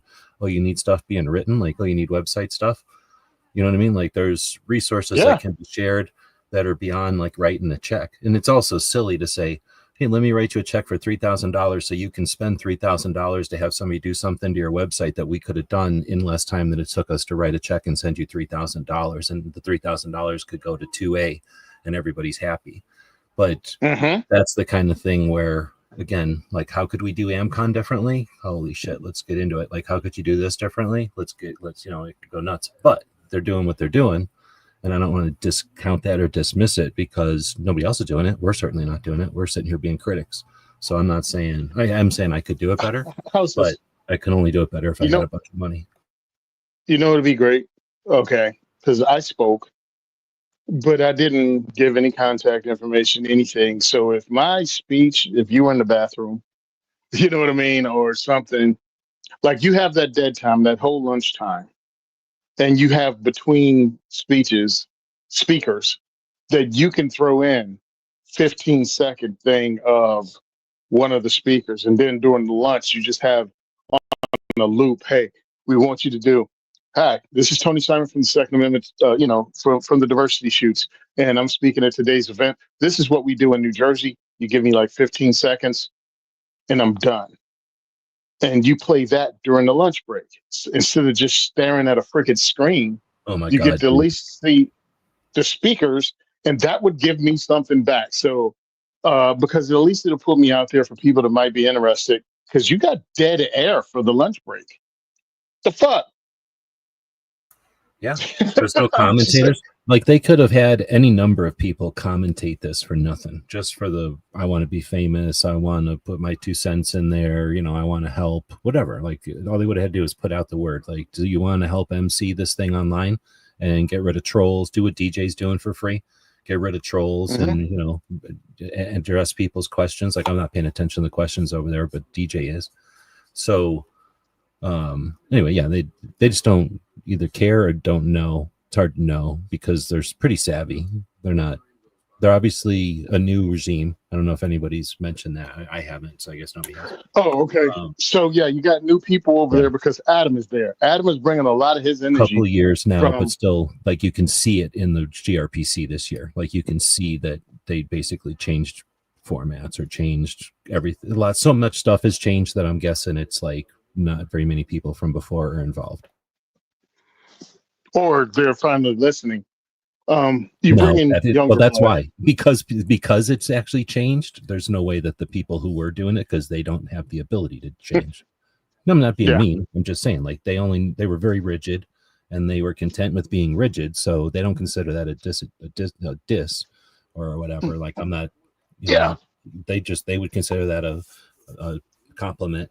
But it's very difficult to work with them. Let's put it that way. And it's very difficult for anybody to give a shit when they're going to do the same thing over and over and over and over and over. Yeah, dude. I mean, Paul, he was running things over there. He stepped down, but it's like, dude, there's opportunity here to get someone like me to go, okay, something's in it for me to actually speak. But truthfully, you got 77 people watching on the YouTube channel. Yeah, pathetic, right? Like, it's not even, there's no Yeah. excuse. No. I have more people watch my IG live than watching the Guns Right Policy Conference. And that's just me babbling on the turnpike. So why would I? Because again, I do 22 events a year that I take the day off for. And that's just my diversity shoots. That's not the stuff I volunteer for. That's not going to SHOT, NRA, training learn, SHOT, NRA, training learn, gun con. Like, we're talking significant time off that I'm taking to try to grow the Second Amendment thing, to get myself educated, and to make what I do better. So to ask me to come out for free to do something, it's like, I don't take vacations. You know what I mean? I'm going on a decade without ever taking a vacation. Everything I do is 2A oriented. And I'm not saying war is me. I'm just going, what's in it for me that I'm going to get back? Because and you're not me saying like me, you have to be saying you because that's your experience or whatever. But Tony's talking for Derek. He's talking for Diana Mueller to some extent. He's talking to, pretty much everybody who's aware of this, who understands what they're doing or whatever. And I don't even know if those two individual people like or dislike Second Amendment Foundation. I just know that they've been there in the past. I think both of them have been there in the past. How's this? If you're not seeing people, there's a reason you're not seeing people. And that, okay, hold on. Addressed. I think that's, I would say it too. Yeah. I don't know anybody that is like, except for me, like, I don't know anybody that's like, I wish I could go to Gun Rights Policy Conference. Okay, let me put it this way. Either you've never been and you want to go. If you're an activist and you've been, you probably don't feel like going back again. And that's the problem that they don't give a shit about. Is that too mean? Yeah. No, because it seems that way, at least. I'll go ahead and say it. It seems like, I don't care. I mean, except for the old guys who go, like, there's the people that are never going to not go, and that's the 200 people. And then the 400 people that it grows to is like, whatever year Minnesota went, they brought, I think that was 18. That was Chicago, because they only had to drive down from Minnesota. That's like a freaking 20-minute drive probably. So that was like 8 of them or 6 of them. It was like a crew, and I only knew they were them because they all wear yellow t-shirts and stuff. And then they had so many people were there that year, never showed up again. So, and it was inspiring. 2018 was a great one. Like I say, it was a good one for what it was. Especially, like I say, most people, and I think they know this, maybe they've been doing it since the 80s. So it's not like they don't know this. They know that, like, they're going to have their hardcore people that show up no matter what. Basically, it's like, oh, you know what it's like? Shit, I just figured it out. What's that one movie that's weird and all the weirdos go to it and they sing and shit and they throw shit maybe, but it's like they only do it at like the weird theaters, Rocky Mountain Picture Show or some shit. And you know what I'm talking about? That weird one. There's like a movie based on it, or it is a movie. Rocky Horror Picture Show. Yeah, okay.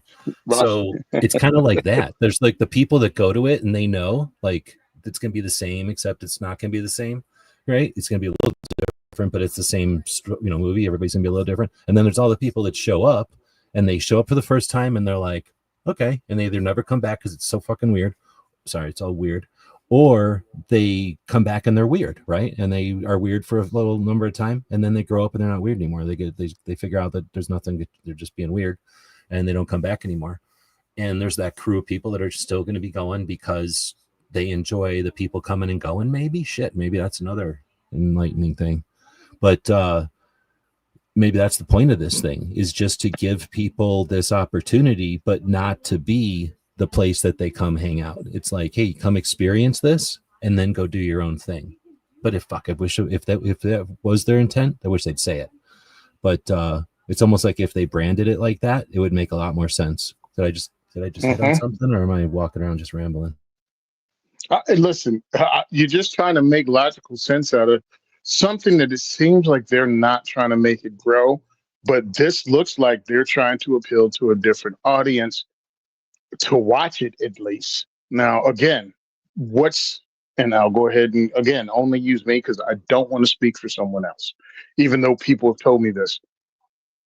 What's in it for me as a speaker to spend the money to go there, regardless of how they change this, until they get more asses and seats and eyeballs on it, until they have more than 78 people watching? Why would I go there? If there were thousands of people watching, it would make sense because it would give me exposure around the country. I hear what you're saying for that, but I want people to go because they go and it's like, oh man, you know what it'd be like? Like maybe the after parties of it are like the after parties at Train and Go or Train and Learn. Train and Learn? Because it's people that are there for a reason. They're not necessarily, they're there to do business. They're prepared to do business, but they're not there like SHOT Show where they're like they're doing business. But like they're there to prepare and to learn and train, which is so frustrating that they haven't really taken that. Anyway, whatever. But it's that. So if it was that kind of environment, then you'd go just for that environment, is what I'm saying. Bro, Train and Learn is such a great environment because it's what you make of it. Now, if they set that up to have that kind of community and that kind of outreach and go, we're here to promote, and even if it was so big, it was clicky. Because I guess I don't know how big Train and Learn is. There must be some clicks in it, but you know what I mean. Like even if they just brought so many people together to make it like a giant big Train and Learn without the shooting, obviously, and for like one day. But you know what I mean? Like, because they're not trying to do the same thing.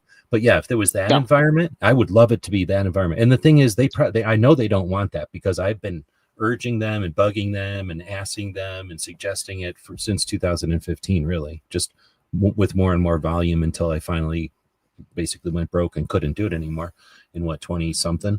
But, last couple of years ago, but, and they just don't give a shit. Like they just have never given a shit about that. But now that I've said it, kind of got around to it, I think maybe maybe it's not overt, but I think their intention, they're satisfied with just being this thing that you experience for a number of years. And then if you don't like it, that's what they're presenting. Go do your own. You know what I mean? Like they don't really care, but I don't think that they obviously have no interest in changing the general thing that it's like, we're going to offer this. It's like a food cart or something. Like we're going to offer this food cart with this menu. And yeah, there might be taco carts and that might be trendy, or like, wonton soup might be trendy, but we're fucking selling this. And then, and it's free. And then, blah, blah, blah has, this becomes a thing and like keto diet, but guess what? We're still doing this. And then it comes around and it's popular for a while. So they're super trendy, but then it goes to something else and they just keep doing the same thing. And it's sort of like, that's what they are doing. They just haven't just leaned into it and said, fuck it, that's what we're doing. Like quit telling us to do something else, as that's all we're going to do. But that being said, I don't want to keep bragging on it because it is the only thing that's happening like it, and it's been happening since the 80s. And well, I don't know. That's about all I can say for it. Because like say with 70 something people watching, it's like they put a lot of effort into this, but 70 people are experiencing it. I mean, a couple of thousand are going to watch it over time, I suppose. It just sucks because that's 1% of their subscribers. I'm like, how much did you use social media actually to reach out? Because I'm looking at that and I'm like, bro. And then I tried to find, I'm like, when did I go to GRPC? What year is this they having right now? They said 35th Annual Gun Rights Policy Conference. Oh, this is 40. Okay, 2020. Okay, so 2020, they wrote about me on guns.com speaking at this event. Gotcha, okay. Which is really weird. So yeah, definitely. I think I was 2020, 2021. I actually spoke at this event again via the internet. And I'm like, they said that didn't work out as well as they liked. I guess because people would talk over it and they didn't do it live, and then you have glitches and all kinds of other crap that happens. You know what I mean? Because it became death by PowerPoint at one part, I'm sure, with everybody in the room. Everyone's doing a 5-minute speech or a 7-minute speech. There I was a want this thing lot to of work. attention, and a lot of people were getting real familiar with live shit, so they had high expectations. And Second Amendment Foundation is rigid and not capable. I mean, I'm trying to be nice, but they're not capable technologically.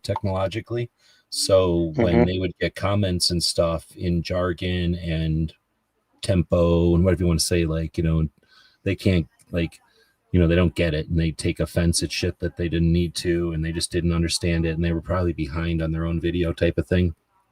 Like, there was some major issues because at the time, like I say, everybody else, was consuming and being part of all these chats, so they were just used to a level of professionalism, a level of ability that Second Amendment Foundation, they now have, but they certainly didn't have it at all back in the day, and they were barely growing into it.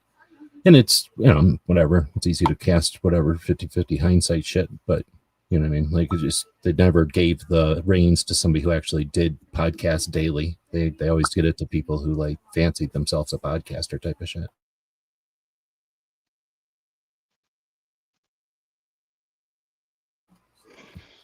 Yeah, so it is really weird and humbling to type.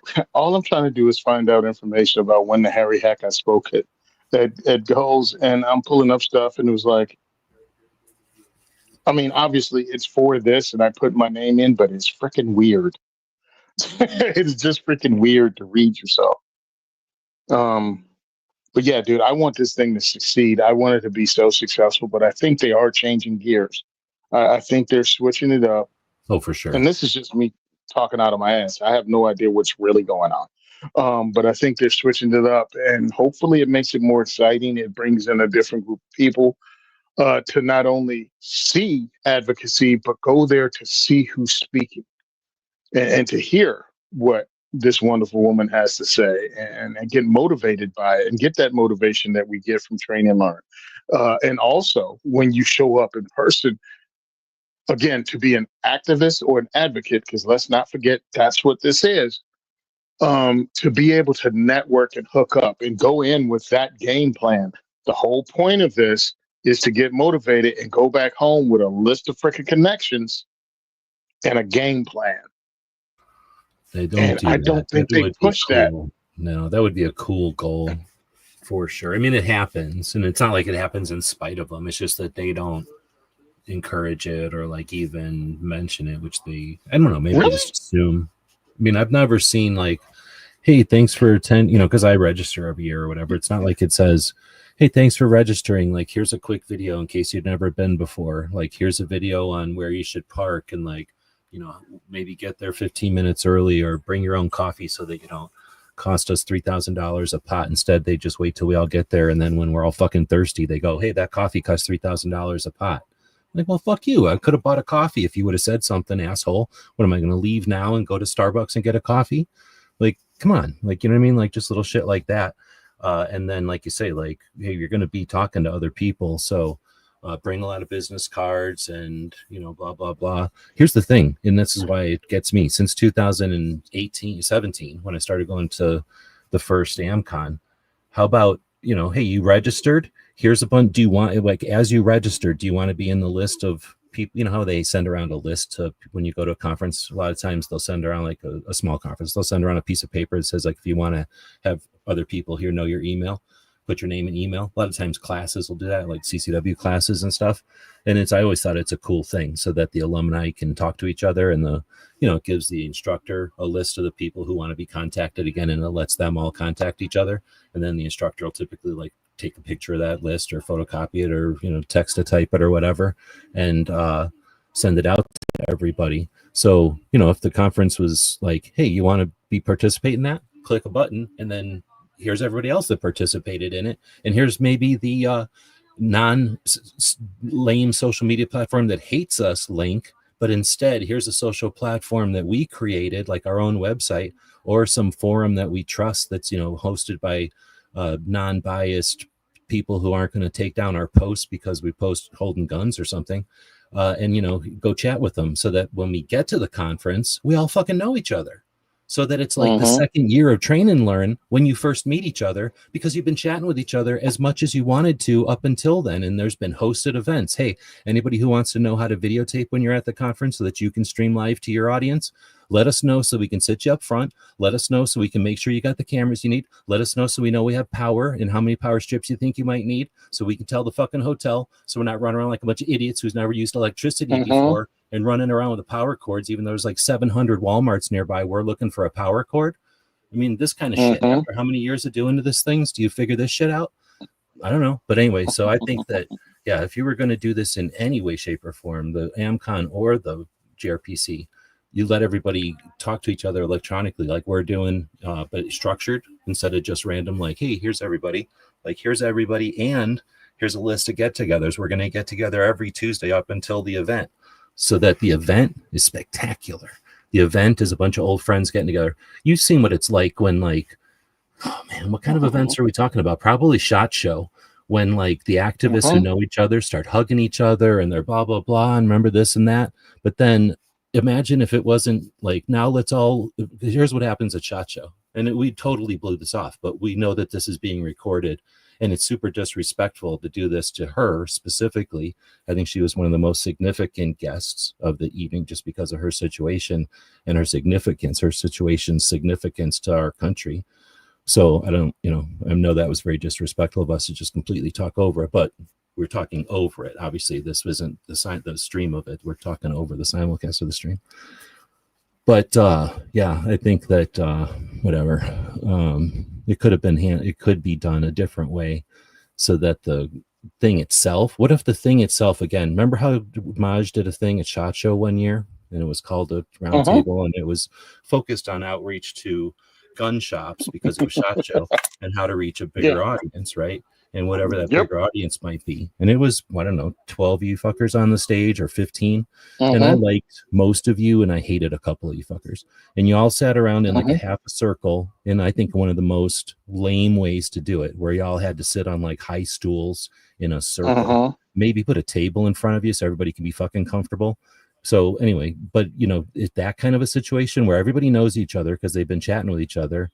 Okay, so who the fuck brought Knox on? He wasn't on the list. So I don't know where I'm at with Knox. He booked out at NRA, you know, right before all the bullshit, but he was fucking knee deep in the bullshit. So I guess he is in here. Chris Cox. I didn't even notice that. So I'll be danged. I definitely don't care about talking over this guy. I've seen this guy. You ever seen this guy? Yeah. In real life, I mean? I've seen him in real life. Oh, in real life? SHOT Show. Probably I didn't. And stuff. I mean, I think falls into the same. I think I shook his hand. No, I think I nodded at him. I didn't shake his hand. I nodded at him. And then after I nodded at him, I went. I thought he was the dude from GOA, I thought. And then I went, oh, no, that's Chris Knox. That's not the guy from. Remember that guy from GOA? Oh, you thought it was like a little short little segments? But it wasn't on, I think it was on the escalator, like coming out of media room or something. And I was like, kind of nodded at him, and he nodded back, and I was like, oh fuck. I think I just nodded at Chris Cox. But anyway, like it's just I didn't mean to. I would not have if I, you know, would have been paying attention better. But anyway, I don't care about over talking this guy. Again, Woods, what do you mean? Come on. Again, this isn't. Is there a policy? There's no fucking policy for gun owners. Like, the policy is leave us the fuck alone, right? So I don't know if I was gonna say, I guess let me use this to address 18. It was a good year, but right, like the good year part of it was the people that showed up. Was that the year Beth was there? This was a long time ago, so I'm mixing up events. And the thing is, the magical part of everything that led up to the 2A rally of 19 was that stuff like gun rights policy happened and a lot of activists showed up, and it was a good one, although the event was the same as always. Like, the amount of people that showed up made it an interesting event. And then SHOT Show meant, you know, however many months later, meant that those people already knew each other, and kind of that compounding effect that I was kind of alluding to before. Like, once you know each other, when you show up in real life, like, it's just like, you don't have to say hello, you don't have to introduce each other, you fucking know each other. So now you're moving on to like, let's do something, let's go eat dinner or something. But So like that camaraderie or whatever was all happening back then. And crap, I thought I had somewhere to go here.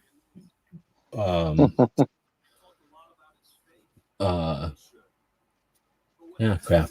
I don't know what I was going to say. Dang it, I thought I had somewhere to go, and then I started going on that route to bring up all the kind of that, I don't know what to call that, like the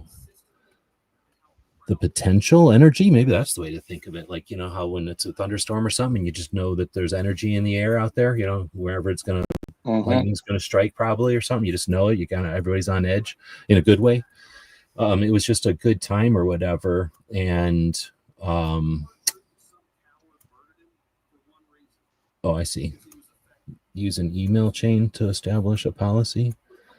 Yeah. I don't know where I was going. Anyway, do you have anything? I'm at this point rambling. Am I wasting your afternoon? This is going to happen all evening, so there's no need to, you know, we don't have to do a 4-hour show today, I guess is what I'm saying. Like, so we're not just actually just rambling or whatever.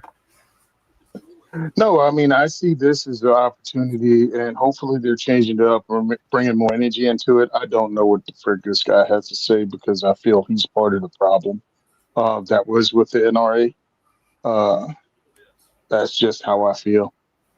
So, I mean, unless he's doing something, right? Yeah. And I'm like, you know what? Even if he wasn't part of it, you need to walk away, bro, because you're part of the old regime, and I don't want to see you. We're trying to go somewhere else and prove that you're worthwhile in the Second Amendment community, in my opinion. Go be an activist somewhere, an advocate, because I ain't seen crap you did that I'm impressed with. And maybe that seems rude, but you know what? I'm tired of giving people benefit of the doubt when they were part of the ship's crew that pretty much ran the NRA aground, and we're trying to reverse it right now. I feel like this should be the gun rights policy conference should be, since they again have not only the current executive vice president NRA, but the former head of the NRA ILA. That's what Chris Cox was, right? Yeah, he was down there ILA for a little while, but for a long enough time, right under Wayne. Yeah. And it was like, Wayne. What Wayne said. Wayne says we should do this. Exactly. It's not like he did anything. And whenever he did, it was like, whenever there was a mess up, it was like, well, that was my fault, not Wayne's fault. Like, I shouldn't have done that. Wayne wouldn't have done that. It's like, come on, dude, get the hell out of here. Yeah, so for me, like, F him. But there are enough people out there that are Second Amendment activists and advocates, and bring them in. Let people know what state they're from. You know what I mean? Where they're at, who the frig they are. So you can go meet them and talk to them. I want to turn it into a training, learn like opportunity to network and to put together events where you talk about how to meet and maybe even set it up that, we do once a month. We're going to bang out this thing in, hey, you're in charge of Texas. You're in charge. Well, you need to put like 3 people in charge of Texas, but somewhere like you're in charge of New Jersey. You're going to put on these meetings in New Jersey and motivate people and let them know where events going to be all month long for the two groups in New Jersey that are actively fighting for the Second Amendment. 3, if you want to call it that. 3 groups in New Jersey that are actively fighting for the Second Amendment. This is what they're doing this month. This is how you can be a part of it. And you have them use their effing social media. I mean, I love it when I put something out and 10 people share it on X, and it's great because they reposted it and like 1,500 people will see it. And I'm like, well, imagine if 100 people shared it. There's no reason that Diana can do what she does and have a representative of Women for Gun Rights in every state. And a much older organization like this can't just have somebody in that state that goes, hey, here's a calendar, and we're going to do a Zoom meeting and have, I don't know, how many Second Amendment organizations can be in a thing every month? Hey, this month we're going to be talking to 2 other groups this week. Or this month. Next month, we're going to have 2 other groups. Come on in. We got some meetings. We got some hookups. And just work it from there and give people free reign to go, we're trying to recruit. We're trying to bring new people into organizations. We're trying to put asses in seats in these local organizations. And then we're going to have a large rah-rah, sis boom bah thing going on, the Gun Rights Policy Conference every year. And since we ain't bringing guns, you can either move it around and get people closer so they can actually go there and, again, do a train and learn, like, get together. And who knows what other stuff can grow from these 2 days. You know what I mean? You can get a range day on one end sponsored by some people that want to put money in it because they know everybody's this leaving. year. Another change. We didn't talk about it because it hasn't come up, but that's another change this year. So Vortex is sponsoring them. Silencer Shop sponsored them. Oh, so these companies are finally waking up and understanding saving themselves. Great. Well, I don't know. I mean, obviously, yes, thank you to these companies, but they also, Citizens Committee for Right to Keep and Bear Arms raises millions of dollars every year to pay for this. So what the hell are sponsors for? What are they doing with that money? I don't fucking know, bro. But, okay, so I didn't want to interrupt you, but I do remember what I was going to say about 2018, which isn't like pressing or whatever. But what you were just saying, I didn't want to interrupt you, but I did think about that kind of when I knew we were going to be chatting about it today. I didn't know what we were going to be chatting about, because if you wanted to or not, but I knew I would be watching this thing and bullshitting about it because I love it too much, right? I love it, like the potential it has and what it can do and what it has done for so many people. But I'm also like it so much, love it so much that I'll talk shit about it because I do want it to get better. So I knew I was going to be doing that. I can't talk about it without talking shit about it. And one of the things I think that frustrates me so much, and I think a way to solve it, is that it is presented as, here you go. And I have no idea how they could come up with the presentation, but it certainly isn't this. I think that as you register for it, there should be some sort of a survey, and don't, you know what I mean? Like, name anything that you register for that doesn't give you some kind of survey, right? At least it's asking you for your billing information. So it's not like it's technically difficult or alien or anybody, even the oldest of fogies can figure out how to answer a few questions as you sign up for something online, right? And the questions could be like, what do you want out of this? And they could either be bullet points because you care about these 3 things, or you're only going to talk about these 3 things, but at least you'll know what your audience cares about now out of those 3 things, you know, which one to prioritize, for example. But maybe you could leave an open-ended in there and find out what your fucking audience wants to hear about. And if it turns out it's dispersed, there's ways to deal with that, versus if everyone wants to hear about one thing, you know what I mean? Like, you can deal with this. I think it should be, you know, like, kind of, I don't know, without getting into the specifics and wasting a bunch of time on it, I think you know what I'm saying. Like, you know, you fill out some sort of a survey so that now you can create an event that actually caters. And then the second part of that is AmCon and maybe the GRPC themselves need to be more than just the one event. This isn't the olden days when everyone has to get here with a horse and buggy, so they only do it once a year. Like I was saying, it should be at least monthly as a get-together online, and that can lend itself to, again, figuring out what people need. For example, like just broad strokes. If everyone needs to learn how to use a camera, then you bring everyone together and bring a camera expert or whatever needs to be done so that everybody learns about a camera. Or if it's like everybody needs a camera and you bring a company in the industry together and buys everybody cameras or something, you know what I mean? Like, you facilitate the need that the people actually have. And then, you know, if part of that is we all want to meet up with instructors or something, then it becomes sort of a train and learn type of thing. But then you just schedule that. But you don't have to make it this rigid, like, we do this presentation because we always have once a year and that's all we're going to do. I think if you really want to encourage the individual and strengthen the individual and learn what the individual have to offer and what they see as important pieces of strategy, then that doesn't get done just once a year. I think that has to be done like monthly, and then again, like with feedback, so that then you can spur off maybe sub events or half and half events, like, you know what I mean? Like, where, like you're saying, like the range event, if it's fine, if it's 4 days is too much for everybody, find out when a 2-day event is good, and then make the range event that 2 days. And then all these, because there's old people that go to this thing, the 200 core people are never going to a range again, dude. I'm at the point where I'm bother going to a range anymore. I'm not gunfighting or nothing. I don't need to go to a range. So once I get even older, the fuck up, I'm going to go to a range and shoot my ammo. That ammo costs me money. You know what I'm saying? Like, there's people that don't, that's just not in their forte or in their, area of interest. So I wouldn't even make it part of it.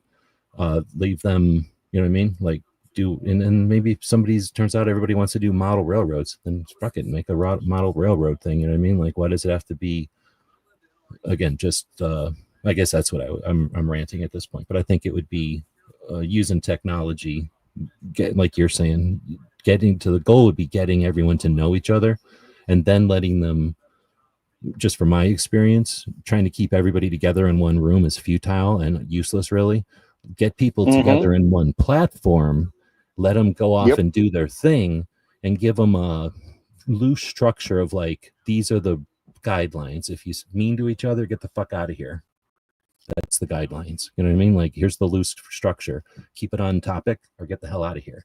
And then that way you apply it, you know, nicely or, you know, consistently, and everybody figures out how to play nice. And then what you end up with is a place where everybody has consistent, consistent tools. You know, they all have the ability to use this place to get together and chat. They all can use the tools that are necessary to have their own projects. You create a social platform under one of the massive gun owners' rights groups instead of some company. Like, come on, like, we keep, like, the gun owners' rights groups never thought to invite a couple of software engineers to create their own social platform. I don't know why they never thought of that. Like, I thought of that a million times. Like, how come they can't think of that and act on it? And then, like I say, we create, anyway, infrastructure. I'll shut up. Yeah, so we just saw this whole waste of time where nobody was on stage. Again, you could be putting up people and giving them shine. All right, my man from New Jersey, Joe. So, yeah, so this is New Jersey Gun Forums, or right? Is that what it's called?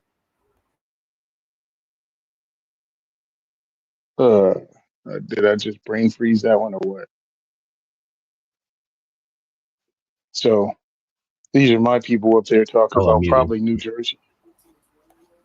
I don't know what happened to my itinerary. I had it here a minute ago. Did I close it? Final agenda. Yeah. This is, unless they changed it, this is gunshots and hearing loss suppressors, the science behind hearing protection. Not from New Jersey, you ain't. This conference, that lawsuit was born. It is a pleasure to be here. I wanted to spend just a few minutes talking about what I think is a relatively important project that we're working on in the state of New Jersey. We are behind enemy lines. We have a legislature that is 2 votes away from a supermajority for the Democrats, so it's very difficult for us to get legislative wins. We have a very important election this year, and we think things are going to change. Certainly, the 2024 election results for New Jersey were a surprise to most people in the country. Donald Trump, while he didn't carry the state, he outperformed by over 10 points and made New Jersey a low single-digit state. I guess he's an extra speaker. So now, we are considered, a purple state at the moment. That's good. Going to carry well, this is what's funny what he's talking about. This year, and hopefully we will. Kamala Harris was such a bad freaking candidate, it's sort of and Joe put so much bad taste in people's mouth that they almost together made New Jersey red. They almost swung a state because they sucked. It wasn't because Trump was great and walks on water. It was, what they do in New Jersey.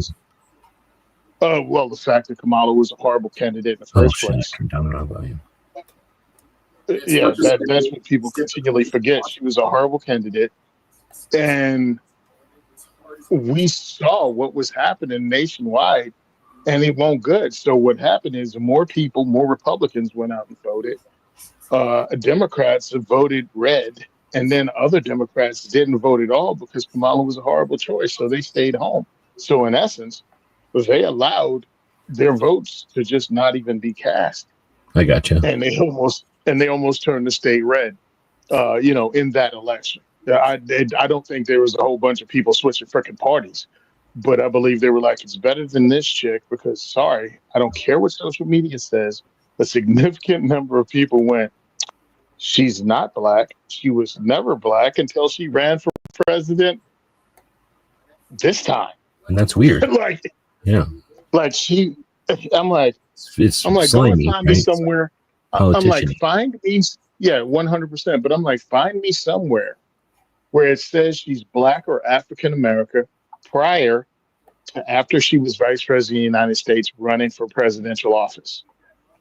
And you can't, because it was never written prior to that by anyone. She became Black during the election. Why am I saying it? Because I freaking looked before I said it.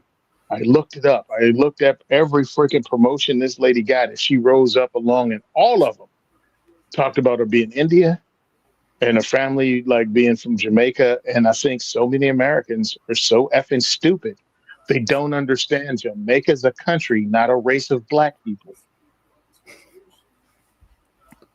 It's Well, amazing. to be fair, though, it's not. There's just not enough people from Jamaica that it comes up enough. You know, it's not like What? It's not like you don't understand how countries work. It doesn't mean anything about Jamaica. It's like somebody say they're from France. Do you go, they must be white because France is a white country? I think people do, though, but I hear what you're saying. I hear what you're saying. Yeah. But no, I hear what you're saying. Like, it doesn't mean like you're French equals Caucasian or some shit. Like, it's just in general. Yeah. France don't mean Caucasian. Mexico doesn't mean Latino. You know, there's people from India that live in Japan.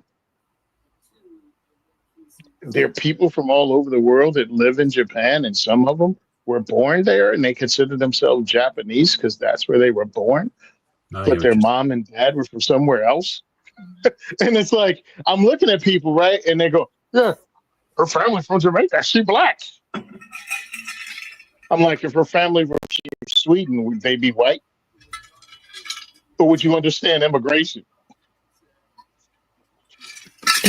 Anyway, we're fighting the fight in New Jersey. We're trying to get suppressors. We got the suppressor fight kicked off. We had the magazine capacity fight kicked off. And when people go, oh, you got all those lawsuits going, I'm like, yes. Think that we have to raise $1 million between all these groups to fight this case. Everybody that signs off on it, they have to dump money into it. Plus, CNJFO just took the hit. Just took the hit the other week when our friend Jack Pyle passed away, and he was a founding member of the Coalition of New Jersey Firearms Owners, and he was also the accountant. And he passed. He was also the person that was doing my 501c3 paperwork. And we buried him Friday. So, but they've had meetings, and they're going to continue to fight. They're going to continue to fund and have these lawsuits that are already, we have already the pokers in the fire. So that's what we're doing in the state of New Jersey. Nothing. I mean, Jack was a very important part of Second Amendment advocacy in the state, but we're going to keep up the fight, and nothing's going to change with that commitment to that fight. It just sucks that we're down, one awesome human being, but we need more people. So if you live in New Jersey and you want to fight the fight, cool. Step on in, cnjfo.com. I think they actually use a .com. You can do that. And regardless of where you live in the country, you can help us out in the fight too, by going there and fighting, helping donate to them. It's cnjfo.com. I don't know if DJ's put that one on the screen yet, or even put it up in Yeah, there. it's on the screen. On the screen. But I think he did earlier, didn't he? I'm looking. I thought it was right before here. Maybe not.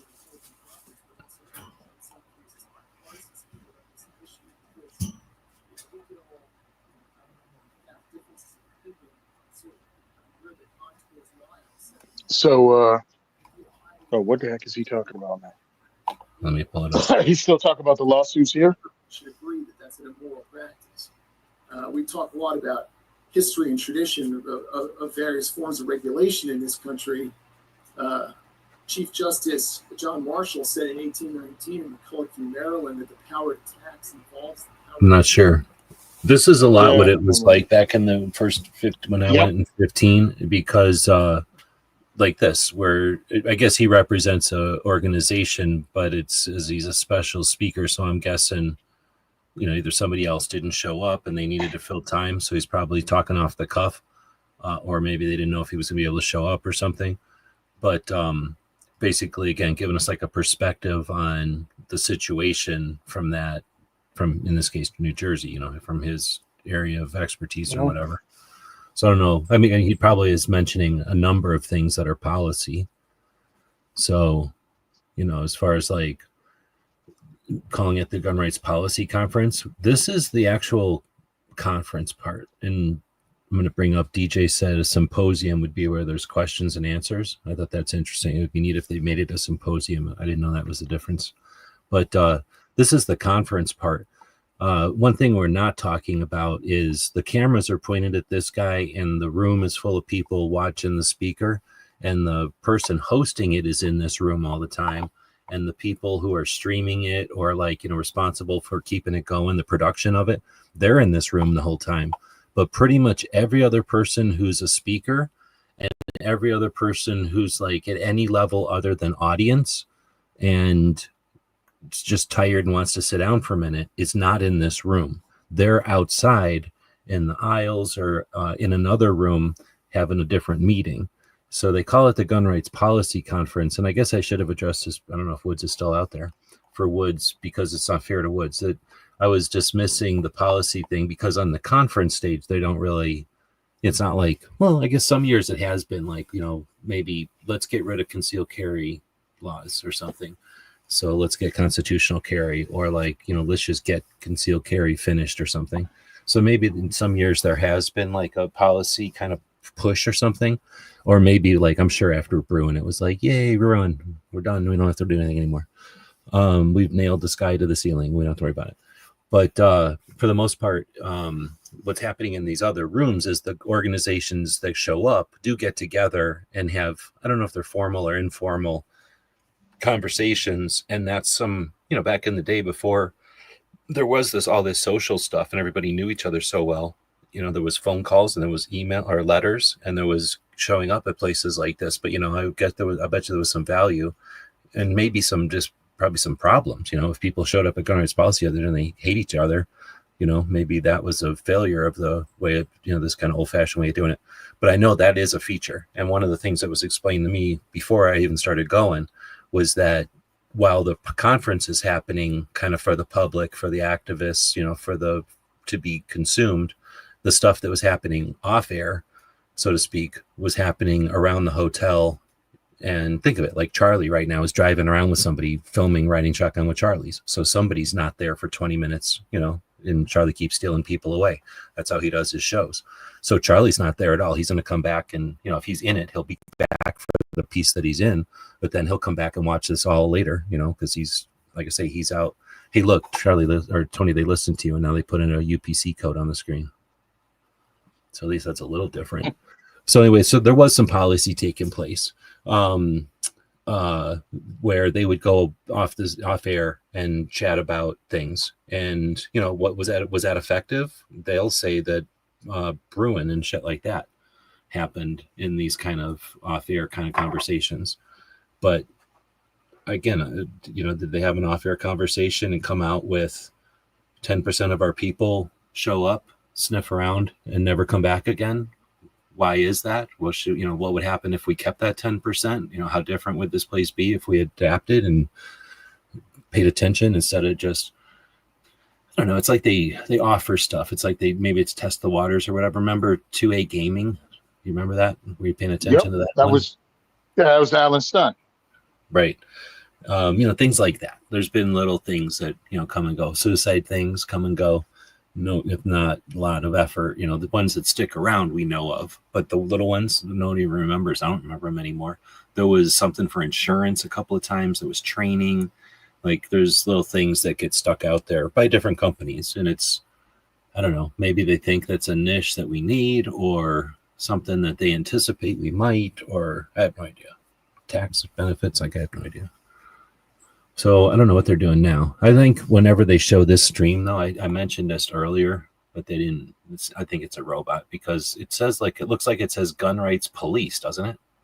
Or it's about to say Gun Rights Police. Nice. But it says Vortex is streaming them, so that's cool. And then it's got this support our NFA fight today, scan to donate. So they're definitely appealing to people who give a shit about the NFA. That immediately takes out, let's say, of all gun owners, I'm going to ask Tony this question and feel free to answer this one in the comments. of all gun owners, not just that you know of, but that you assume, of all gun owners, how many of them know what the NFA is? That's the question. How many gun owners know what the NFA is? Not even have an opinion on it, like just know what it even is. Just even know what it is, or even know what those letters mean. And I'm not even when talking you shit tell because them, I did not know what it is until one day somebody was like, "What you're doing is illegal. Take that off of there." And I was like, "What are you talking about?" And they learned me. And I mean, because nobody knows. oh, okay, all right. Fudge. I mean, I'm going to say a majority of gun owners have no clue what the NFA is. Yeah, I'm gonna say. Now, Well, yeah, percentage wise, I don't know, because you have to be in it enough to know or even notice that you've never seen a shotgun with the barrel less than 18 inches. You know what I mean? Like yeah. Oh yeah, like to even notice that there's not a short barrel And you shotgun. can't even notice anymore because there's so many firearms that look like them that you don't even notice the stuff that isn't being really there, I guess. Yeah, so I'm gonna put it 65 to 70% of all gun owners no clue that the NFA even exists. They assume there might be some rules, but they definitely couldn't call it by name or even tell you what they were. Yeah, I was going to say 80%, same definition, but I think so. Yeah. Because, and why would they? Like, there's no law that says you have to know what all the dumb laws are. We just happen to know them because they offend us and we want the stuff that's in there. And we figured out why we can't just go to the store and buy that stuff. But I don't think you know what the NFA is until you do something that violates it and somebody at the range goes, "You're violating the NFA." And you're like, "Off? What do you mean?" They're like, "Oh, you got to, it's a federal law." And you're like, "Oh, okay, I guess I better learn those stupid laws." Or you go to the store and you go, "I want to buy what, blah, blah, blah." Oh, you know what? Have you watched that Wolf show, Lone Wolf, the Wolf version of Terminal List? Dark Wolf? Yeah. Did you watch it? Black Wolf. No.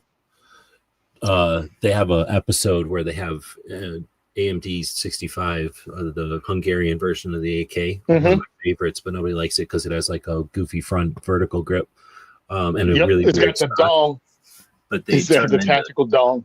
They put them into little crinks, like they cut the barrel off even more than normal, give them a little vert grip. But anyway, so stuff like that. You go to the store and go, "Hey, I saw this awesome thing on the show the other day. I want to buy one." And they go, "There's an NFA." And then that's pretty much how everybody else learns about the NFA.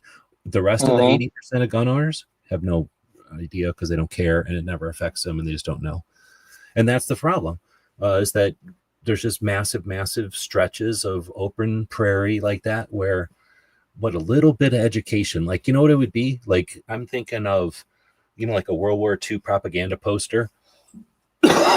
Sorry, buy war bonds or something like that.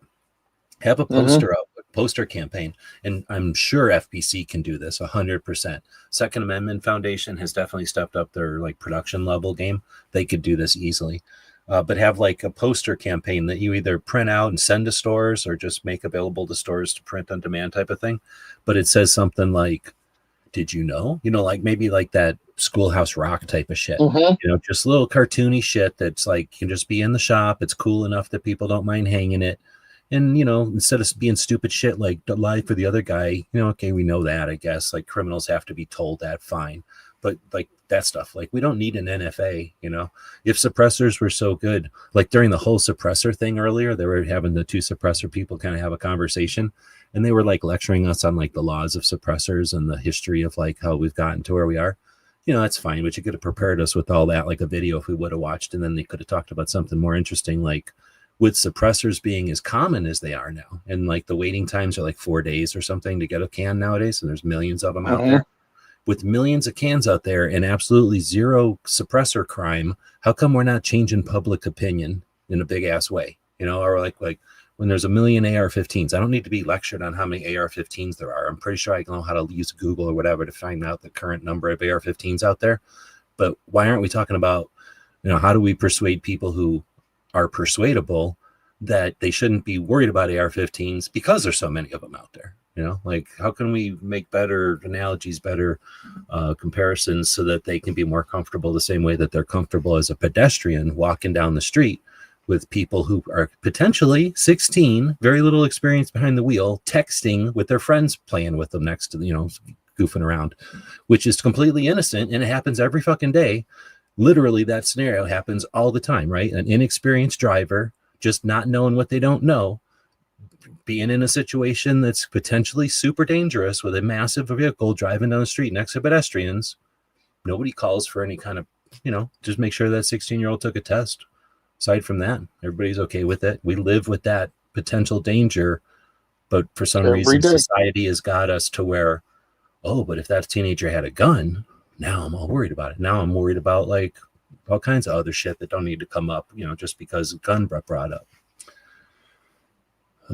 Instead of talking about, like they were talking about hardening schools. So if this is for us, why do we need to hear about that? We've heard about it. Maybe some interesting new facts. There were a couple of things in there that were kind of interesting and new, but not enough of it. It was mostly just, here's a speech that we give about hardening schools. And if it was for other people, they don't want to hear about hardening schools. So that wasn't like, how do we rephrase the conversation about hardening schools? It was a little bit, so I don't want to dismiss it. But, how about a conversation about how come the media has created a scenario or a situation in our country where a bad person knows exactly what to pick up and exactly where to go to become instantly infamous? Like, how come that situation exists and we are with the power to do something about that, yet we continue to work in a world where that engine exists and we're reacting to the crazy whim of a murderer? Like, where the fuck are we not changing that dynamic at these policy conferences? Is that policy for you, Woods? But that didn't come up. I wish that would have come up. It came up to me yelling in my comments over on my side. I was going to say, I do remember whenever Wood said before, and it reminded me of something. 2018, I drive up to, now I got paid to drive up there, so I'm bitching, but at the time I did okay that year, and I was able to drive up there. Otherwise, I wouldn't have been able to do it. So I was able to drive up there, but it costs money, and I don't like going to Chicago. Who likes going to Chicago? It's fucking horrible, right? Except for the pizza, which is amazing. Everything else there is horrible, and I was trying to do it on the cheap, too, because I was cheap. So I was broke. So, it was a great effort, in other words, for me to be there. And it's not quite winter yet, but for me, super winter, because I'm from Arizona. So it was like, whatever, October, September in Chicago. It might as well have been Arctic for me. Anyway, I go up there and I forget exactly, but remember, this was the year that the AmCon was horrible, and where he made her cry. And they said, you can watch internet on a phone, or you can watch YouTube on a phone. So that all happened. And I go back to Saturday, and I forget exactly how it was, but it was like, here's the girl panel. Here's the panel that isn't white. Here's the panel that is lawyers. Here's the panel that is, like from the States. And it was like, well, this is fucking certainly awkward. And I don't think anybody thought about it until it was happening, and then it was like very apparent that it was fucking awkward, and it shouldn't have been that way, and it was just weird. And I was going to say, I think in stark contrast to what we kind of talked about this for a second, but what Maj had at SHOT Show that year, where it was basically people that all knew each other, and I guess I don't know what his what the center point was that everybody, but basically people probably that were at SHOT that knew Maj and that were willing to jump on stage. And that mix was content creators, trainers, manufacturers, or was that intentional? That was not that. Oh, that was not that, bro. No, I got a call in November about that. So no, that was planned. That wasn't just a bunch of people. No, I mean, as far as like the spectrum of people he chose, I think it was like opportunity, people who were going to be at SHOT and were willing to do it. As opposed to like, he wasn't paying people to go there or nothing. You know what I mean? Like, so, but in that situation, because of the way it played out, I guess is what I was saying. Like, I really wasn't, I mean, mainly I'm just saying, however it played out, he had a good spectrum. I guess that's the word I'm looking for, of like, people from the industry, watching the industry, because this was for gun shop owners. So like customers, but also people who are paying attention either from the industry or like at the industry or like kind of movers and shakers type of thing. And then people who thought they were.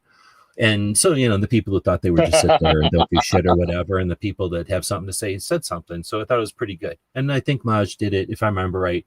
He didn't just let people sit there and like, he was playing a good, whatever you call host of that. The host. But yeah, anyway, he was good host. that would be the difference. Like, it would be cool if they brought everybody to Gun Rights Policy Conference and had, because again, all these presentations could be done ahead of time. And like, it's your homework or your opportunity to catch up with these people ahead of time, right? And that's the lead up to the event. But the event is whatever they're calling a fireside chat, where everybody sits together on a couch next to each other. I don't like the couch idea because that's uncomfortable as shit, and it's just awkward, and it makes people think about shit like where their legs are and what to do with their hands. Fuck all that. Give everybody a table to sit behind, a comfortable chair. And then don't let any drinks on the table other than like some water or sodas or something, or maybe let like so-and-so coffee sponsor it, but no booze. I don't want people getting sloppy. But then, you know what I mean? Like the Gun Rights Policy Conference could be, who wants to talk about this policy? Who wants to talk about this state? And now if somebody from Florida wants to jump in and talk about New Jersey, that'd be interesting. And they're going to do it. You know what I mean? And then maybe it's like that. Maybe it's 6 or 8 of those tables happening like at a poker tournament, and then you tune into the one you want to watch, and they're all being recorded. You can watch them all if you want. You know what I mean? Like, I think there's some interesting ways you could do this. And I was using in 2018 as the example of like, that was a way that, and they've never done it that way again. I don't know if they did it that way up until then. I'd have to think about it for a bit. But that was super awkward, the way that it was like, and now we'll hear from girls. Okay, girls, tell us about guns, and then they got up and said, like, we like to shoot something other than revolvers. Because, rewind. So I don't know what we're seeing now. I guess I'm off the schedule. The schedule is no longer, I was going to show this on the screen. I didn't want to be rude. But there's this at the end of the schedule, I guess. There's this, I just noticed this. The sponsors are Silencer Shop, Trigicon, some other stuff, CZ, U.S. Law Shield, Cheryl Todd and Danny from Arizona Firearms Auctions. That's pretty cool. Vortex, Taurus, Grab a Gun. Taurus is pretty big, though. It's easy. Pretty big sponsors. I don't know if they've ever had sponsors before, if that's new or something, but oh shit, it even breaks it down. Registration, name tags, bags, and so forth. So kind of cool. Oh, I guess I was going to say, I'm looking at the schedule here, though. And they are not on schedule anymore. So it was the awards, and then it was the tier 1 guy, and then it was the Montana thing, and then it was that young state representative, Sarah Weaver. Oh, no, there it is. I just missed it. Joe from New Jersey. Oh, they did them backwards. Then Chris Cox. Maybe it was Chris Cox and then Joe. Is that what happened? Yeah, because it was Chris Cox first. Yeah. Okay. Maybe he had to go somewhere. Just threw me for a loop. I missed that, I guess. So then Chris was like, "I'm not going after New Jersey." I don't know how it went down, but I'm assuming it went down like this. "I'm not going after New Jersey," and then he like pushed his way in the line. I hate those people. Then now we're having a break sponsored by ZZ. So here's the thing: if you would have showed up and have been there, they're giving everybody a CZ. They have a big ass plate of them, like a whole big buffet of CZs, and you just walk up and choose. And here's the thing: they're like, "Oh, I don't know if I should get this one or this one." They're like, "Oh, go ahead and take both. There's not enough people here." So yeah, just go ahead and take one. Take them both. Yeah. So they're fully loaded. They come with all the bells and whistles, red dots out the ass, grip angles you can't even imagine, lights on them, lasers. They're amazing. Shoulder stocks. These are all out. Oh, no, I can't say that. Now I've just talked about the NFA. Pistol races, the whole thing. So we're about to hear gunshots, hearing loss, and suppressors, the science behind hearing protection. Then it'll be, because we're gonna wrap this up at some point here, right? I'll just say the rest of the shit here. Litigating arms bans, lessons from recent assault weapons litigation. That's from somebody else, a lawyer. We're actually ending at a good spot because it's going to be weird. Now, this one seems like the wording seems very liberal to me. Killing choke point building an anti-fragile future for the firearms industry. All right. And here's a Vortex ad. Is this a Vortex ad? More to come, but more so than that, I want to thank you Jack Carr. of my heart for Yeah. everything That's Jack Carr, the author. and preserve the Second Amendment. The fuck? Without the Second Amendment, Right on. really, the rest of the Bill of Rights and our natural rights cease to exist. So thank you. Take care out there. Super politically correct, but fucking well said, dude. All right. That was cool. That was more impressive than anything so far to me. Yo, how does your screen blown up and I'm not seeing any of that? And I've got it live. What the frick? You didn't see that? I'm on. Or maybe I'm on a different. I'm going to do this intentionally. I might be on a different I'm on- stream. I did go to college. Who are Maybe you? you don't Who are you watching? Live. I'm just I'm watching on on the Second Amendment Amendment. Foundation's website. That's what a frick. Oh, you're on their website. I'm on their YouTube channel. No. Sorry. Website. Not. I'm on their YouTube channel also, not their website. I am Yeah, I'm not not seeing. sure. My screen does not look like your screen. The whole Maybe Jack you're not Carr live. thing is on there. Maybe you're not Oh. live. What the hell? What the freaking? But Okay. sometimes you can pause this thing and you'll end up being like 5 minutes behind or something. So Oh, whenever no, you're on one of I- these things- Whatever, friggin', I don't care. Hold on. Let me see if it comes up again. All right, now I'm seeing what you're seeing. okay. That was weird. Yeah. What were we talking about? I think Well- it is cool. I mean, they have what's his name on there just now. So Yeah, Jack Carr. right? Yeah, that's pretty sweet. they had Sarah Weaver And on. he was They talking had about Christian Craighead. Second Amendment Foundation. I thought it was a Vortex ad. I figured, they got a Jack Carr Vortex ad because they're sponsoring it. But no, he was like, Mhm. right on. Thanks for being an advocate. That's pretty cool. I mean, I wonder if anybody appreciates Jack Carr saying that to him in that room, at least. Yeah, who knows? They they probably went, hey. He's a hunter. What's He's a this? hunter. Is this a Home Depot ad? What is that? That guy has antlers behind him. He's some hunter. These guys are not hunters for sure. The people in this room are true activists. Like they are old people that are like nerds, either attorney nerds, lawyer nerds, maybe a doctor nerd or two. People that are maybe not of those professions, but follow those things. Maybe court case nerd. And then every once in a while, a specific policy nerd. But most of the 200 people that go to every one of these are some sort of diehard like thing that they've been there for a long time. So I'd have no idea. And they're definitely not, maybe a collector, but they're not like competitive shooters anymore. If they might have been, I don't want to talk shit because I don't know. But now they probably, like I say, probably even barely go to a range.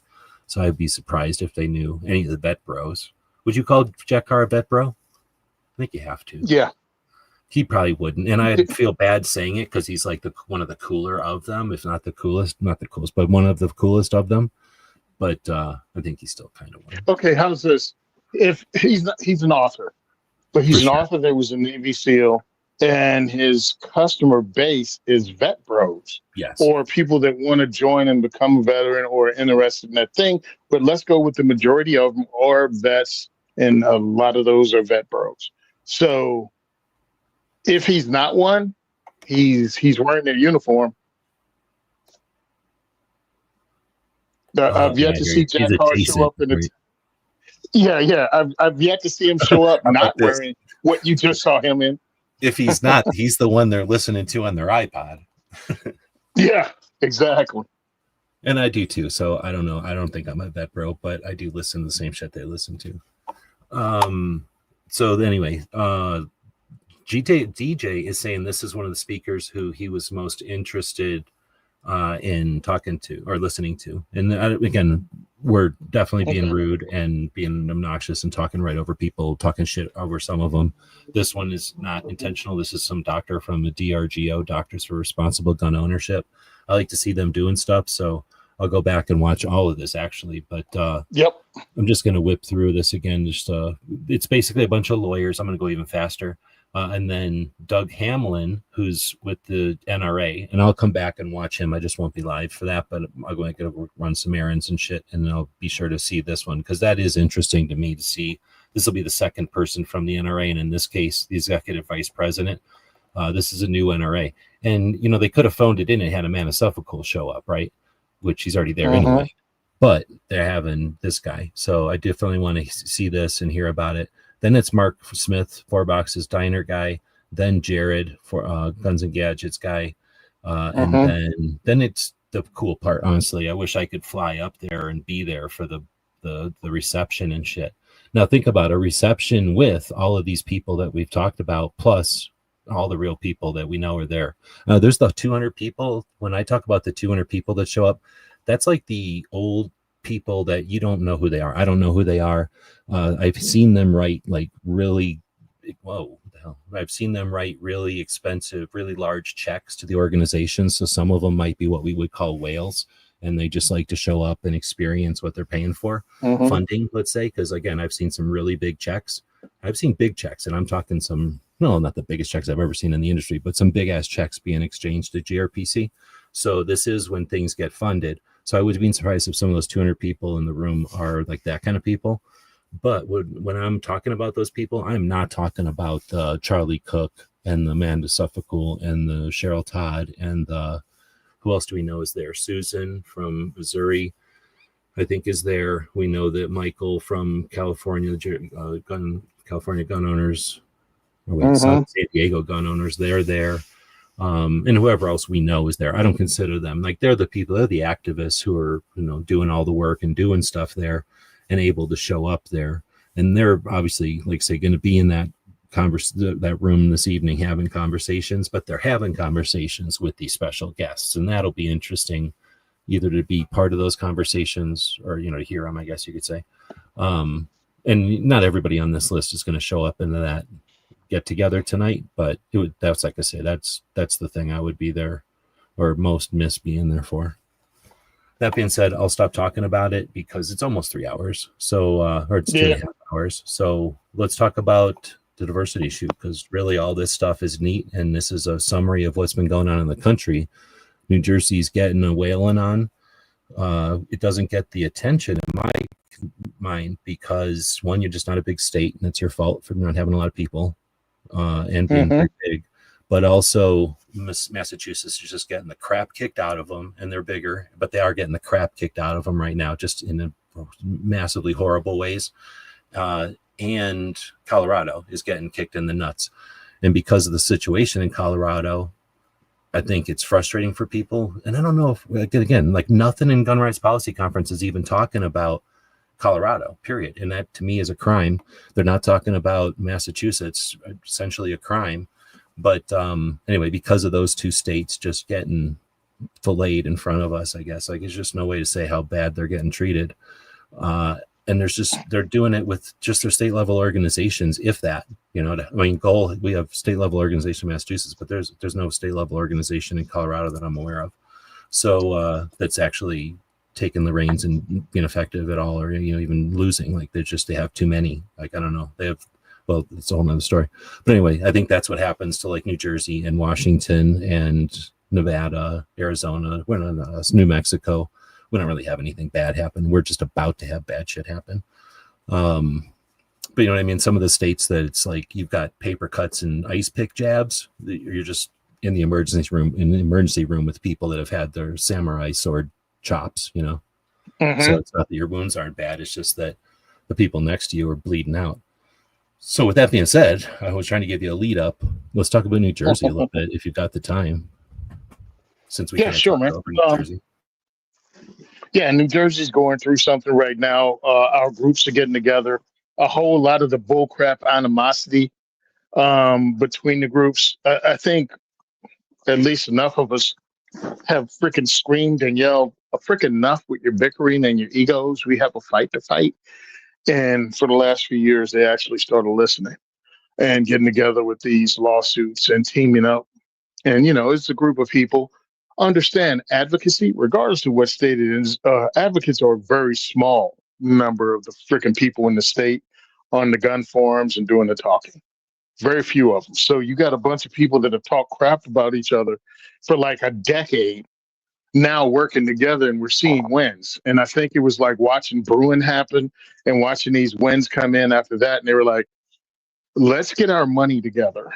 Let's stop bullcrapping. And that's what's happening here. But we still have to wait it out. All this stuff still has to wait for the courts and the lies and the delays that New Jersey State is using because they know they're going to lose. So that's what's going on in the state. That's when you're seeing the guys from the what's the name of Joe's organization again? That's it, the Syndicate. That's what we call them here, the Syndicate. But it's New Jersey Firearm Owners Syndicate. So they're fighting their fight. They're doing some good stuff. They were just regular people that got together with a couple guys putting through lawsuits, and they decided to form their own Facebook group, and then they decided to become an organization with that Facebook group and do something. So a lot of what we have going on is everything we have going on is grassroots. The only large organization we have in this state is the ANJRPC, which is New Jersey's arm of the NRA. You know what I mean? The state NRA chapter. That's the only one that's big. Everything else is just regular dudes. And truthfully, the people in ANJRPC are regular dudes too. But that was one of the initial and the first Second Amendment organizations in the state. But you had to march to the NRA's drummer. You couldn't say, derogatory things or to come back. And if that was the only game in town, you shut the hell up and towed the rope. And hopefully, some money got here to help us fight the fight in the state. And then things changed and more groups started coming up. So, by the way, don't Google what groups to follow in New Jersey. If you're listening to me and you're hearing me, go to my page and see who actually works with me. I was on a podcast with Johanna and Rolando years ago, and she started reading off. She was like, "Yeah, I Googled Second Amendment, organizations in New Jersey," and she named out 3 groups I never heard of. And I'm like, those groups don't exist. I don't know what the hell they are, but I've never heard of that collection of words in my state, and I work with every group in the state. So yeah, if you want to find out who they are, ANJRPC, Association of New Jersey Firearms Owners. Excuse me, no, Rifle and Pistol Clubs. I'm sorry, ANJRPC, Association of New Jersey Rifle and Pistol Clubs, CNJFO, Coalition of New Jersey Firearms Owners. And then, of course, if you want to work with these psychos over at the New Jersey Firearm Owners Syndicate, I know a lot of their stuff is online. They have groups online. I'm members of those groups, and I just cruise by and check out to see what they're doing lately. But they are organizations that you can actually support. Other than that, bro, just watch what you do with your money, but please support groups in my state. Oh, and if you want to support the work I do, find diversityshoot.com. We just had a diversity shoot Thursday night. We sold out. We've been sold out for 3 weeks. And we had actually, for the very first time I can remember, we had a combination of sold out attendance and like 60% women. So this is the first time the ladies outnumbered the guys in our event. We were at We Shoot in Lakewood, New Jersey. It was a lot of fun. We had a bunch of cool guns. I came and did content prior to the event. And at that event, they were like, "Hey, we got some new guns. We Shoot in Lakewood, New Jersey is now, as of this moment right now, things can change, the only gun shop in the state of New Jersey that sells Bull Armory pistols. Bull Armory firearms. Bull Armory makes double stack 1911s and single stack 1911s and Glock clones. Quality guns at a great price, but they're out of Israel and they're trying to find distribution here in America. And I think they're trying to do it state by state, or I don't know what they're trying to do. But so when I went there, they were like, "Hey, we got some new guns from Bull Armory. We'd like you to do a video on them real quick." So I did some content, and then we took one of them out on the line, and we had the 5-inch government. I think it was the government or the trophy. I forget which one, single stack. And we also had, we didn't. We had the double stack. We had the TAC Pro out on the floor, as they say. We had it out there, and people were shooting it. It was a lot of fun. We also had the new Kimber Y2K11 out there. We had a HK MP5. I think it was a other, because we can have others, i.e. center fire semi-automatics that are shorter than 26 inches with a brace and a vertical grip but the brace can't fold. That's an other in New Jersey. We can have those, but we can't have short barrel rifles and we can't have AR pistols because laws don't have to make sense. They just have to be inconvenient and scare people. So we had some cool guns on there. We had some cool guns at the event. We had great prizes. We donated probably $400 worth of gifts to us to raffle off. So people won really cool stuff, including free range trips and everything else. That's pretty cool too and it when was you just sell out. So that it's not like, oh, there's like a maximum amount of people here, and there's like the 2 free, 3, you know, a couple of free things. Thanks. You know, having a bunch of shit means like a lot of people, you know, makes it more exciting. Mhm. So we had a lot of stuff. I mean, I did a video and it's really hilarious. Please follow me on Simon Says Train on Instagram, or Second is for Everyone, or just type in Tony Simon, but Second for Everyone on X. And of course, the Second is for Everyone on Facebook. And you can see the video I posted. I did a voiceover and it got a lot of traction, which was really cool because you never know what works, but it seems voiceovers and exciting shit works. And you could actually see all the prizes, and that the ladies decided that they were going to do a shootout using that brand new Bull Armory pistol at 25 yards on a regular target. And I thought that was really impressive that none of them missed the target at 25 yards. Not one. And you had all kinds, like, this is the first time I ever shot a gun, and they still hit an IPSC target at 25 yards with a pistol they'd never shot before until that day. And it was one round. You shoot one round, you get a score. You shoot one round, you get a score. And I had like 2 ladies hit the edge of the paper, which was a no score zone, but they still got the round on paper. And like 3 7s and 2 9s, or something like 1 9 and 3 7s. I'm like, that is crazy. And it was at the end of the day because the ladies were like, now let's do it with the men. And I'm like, no, we don't have time to cycle the dudes through. And I think the women would have all outscored the guys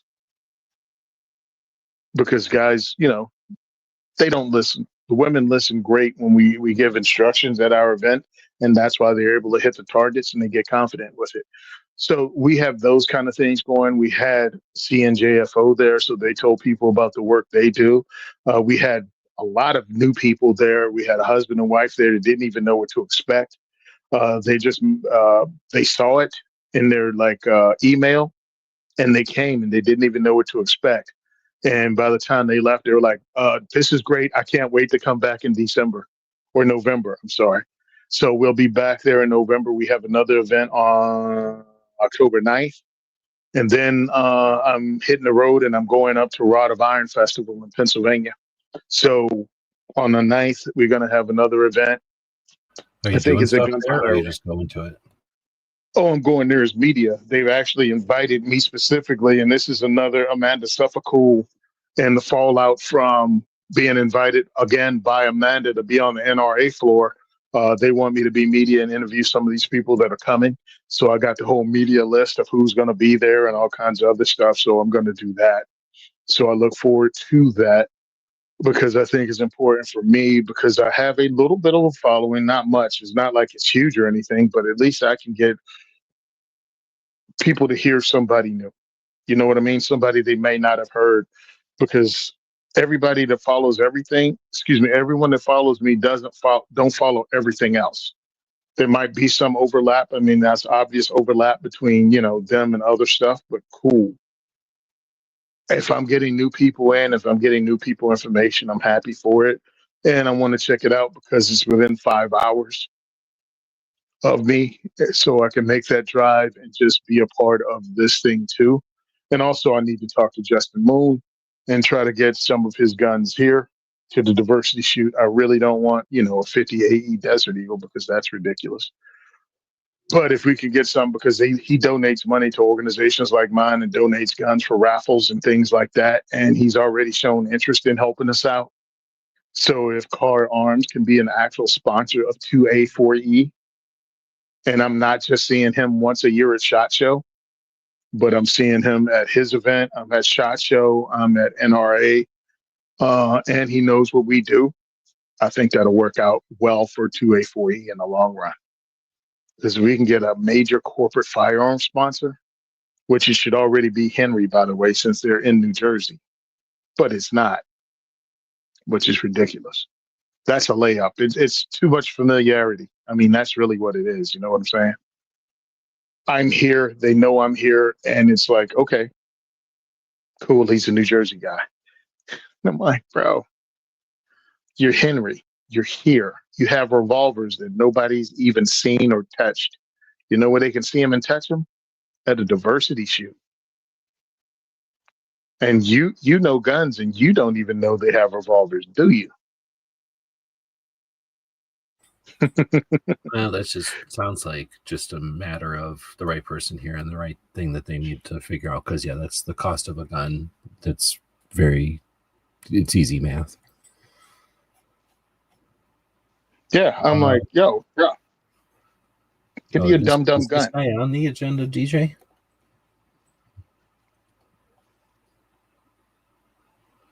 Oh, I guess it is. Oh, litigating orange man, is that who that is? I guess so. I thought it was something else, so I didn't put it on the screen. But DJ's confirming it is. So, we already went through the rest of them. Go ahead. Yeah, so we had a good time at the event. The events can be fun. I'm not politically correct, as you hear me here. And you should have seen the look on people's faces because some of them did not know what to expect when I showed up and I started. Because we did a soft start. You know what I mean? It didn't go, 6 o'clock. Boom, welcome to the diversity shoot. I didn't do that. We were having a conversation in the classroom, relaxed. Hey, what's your name? And everybody's talking because some of these ladies came with friends. So there was a friendly environment already. I'm joking with people that were there prior. I'm joking with my guys. And then it was like, hey, what are you guys' name? Da, da, da, da, da. And then all of a sudden I just stand up and I'm into the event. Well, if you see the pictures, I think I was the only black guy there. Yeah, I think I was the only black person there. So I made a joke. I was like, listen, when we take pictures later on, we don't have enough black people. So I'm going to have to identify some of you as being black. I hope that's okay. And I pointed at this older white lady. I'm like, you're black tonight, ma'am. She just started laughing. Her husband, they didn't know what to do, bro. And it was really great. So I'm like, all right, all the black people spread out. And of course, there are no black people. But that was a callback to the joke like 2 hours earlier. So people had fun at the event. Yes, I'm totally inappropriate because I think some of the most boring crap in the world is some of the people that speak at these events about Second Amendment rights and the fight we're in and all that. It can turn real boring real quick. And I try to keep it fun and light, but get them hooked up with the people that can answer their questions. And I'm also part of U.S. Law Shield. So I hand out my U.S. Law Shield thing because that's the only one we can have in this state. So I know some people always scream into the freaking computer when I bring up U.S. Law Shield, like, oh, your shield. No, a-hole, that's the only one we can have. So it's better to have something than have nothing. And also, if you use 2A4E, we get a little bit of a kickback, which helps pay for stuff. I mean, I can't be more honest than that. Now, for a state like New Jersey that does not have a gun culture, really, you know what I mean? It's like the gun culture here is neutered with people that find it acceptable to have 10-round magazines and no ability to carry, and all this is new to them. They don't have anybody. Most gun owners don't know there are people you can ask. So when you have something like U.S. Law Shield, you can actually talk to firearms lawyers that are trained about firearms and the Second Amendment in the state of New Jersey. And that's one of the advantages. It's like, yeah, you can talk to the guy at the gun store, but he could be wrong or not understand how case law works. Or for $300 a year, you can have a freaking lawyer that you can call during business hours and ask these very same questions and have somebody get back to you. You can ask people online, and I'll tell you what it's like in Arizona. Yeah, exactly. I was like, so for $300 or freaking $10 a little, I think it comes out to like $12 a month. You can actually talk to a freaking lawyer and you still be covered because I actually know two people that are dealing with red flag laws and they don't have to pay for a lawyer because they're members of U.S. Law Shield. And of course, they're not guilty. That helps a lot. But yeah, so that's why I rep U.S. Law Shield. That's it, dude. We had a great time. If you want to check it out, tickets are up right now for the next 2 diversity shoots. I'll probably do a live tomorrow and just combine them all and talk about the rest of the year because I think I have a total of 4. So I'll just put the tickets up and hopefully instigate, enough ticket sales that somebody go, hey, I can't make it in November, but I can make it in December kind of thing. So I'm going to have everything up. We do great work. I'm sorry, I'm not blowing my own horn, but I mean, this is 2 days later, and I'm still riding on the high of people that told me they had a wonderful time. They can't wait to come back, and that's a great feeling because these people showed up. We asked, were they nervous? Were they scared? And some of them said, yeah. And we were like, this is going to be fun. This is going to be safe. I'm like, shooting firearms is one of the safest activities you can be in, participate in as a hobby, as a sport, and you're going to have fun tonight. And they did. And I'm talking about people that never shot a gun before, started off with my guy, Chris, and shooting 22s. And I think all but 2 of them ended the night shooting a 50 Beowulf AR-15, like running rounds through a 50 Beowulf AR-15.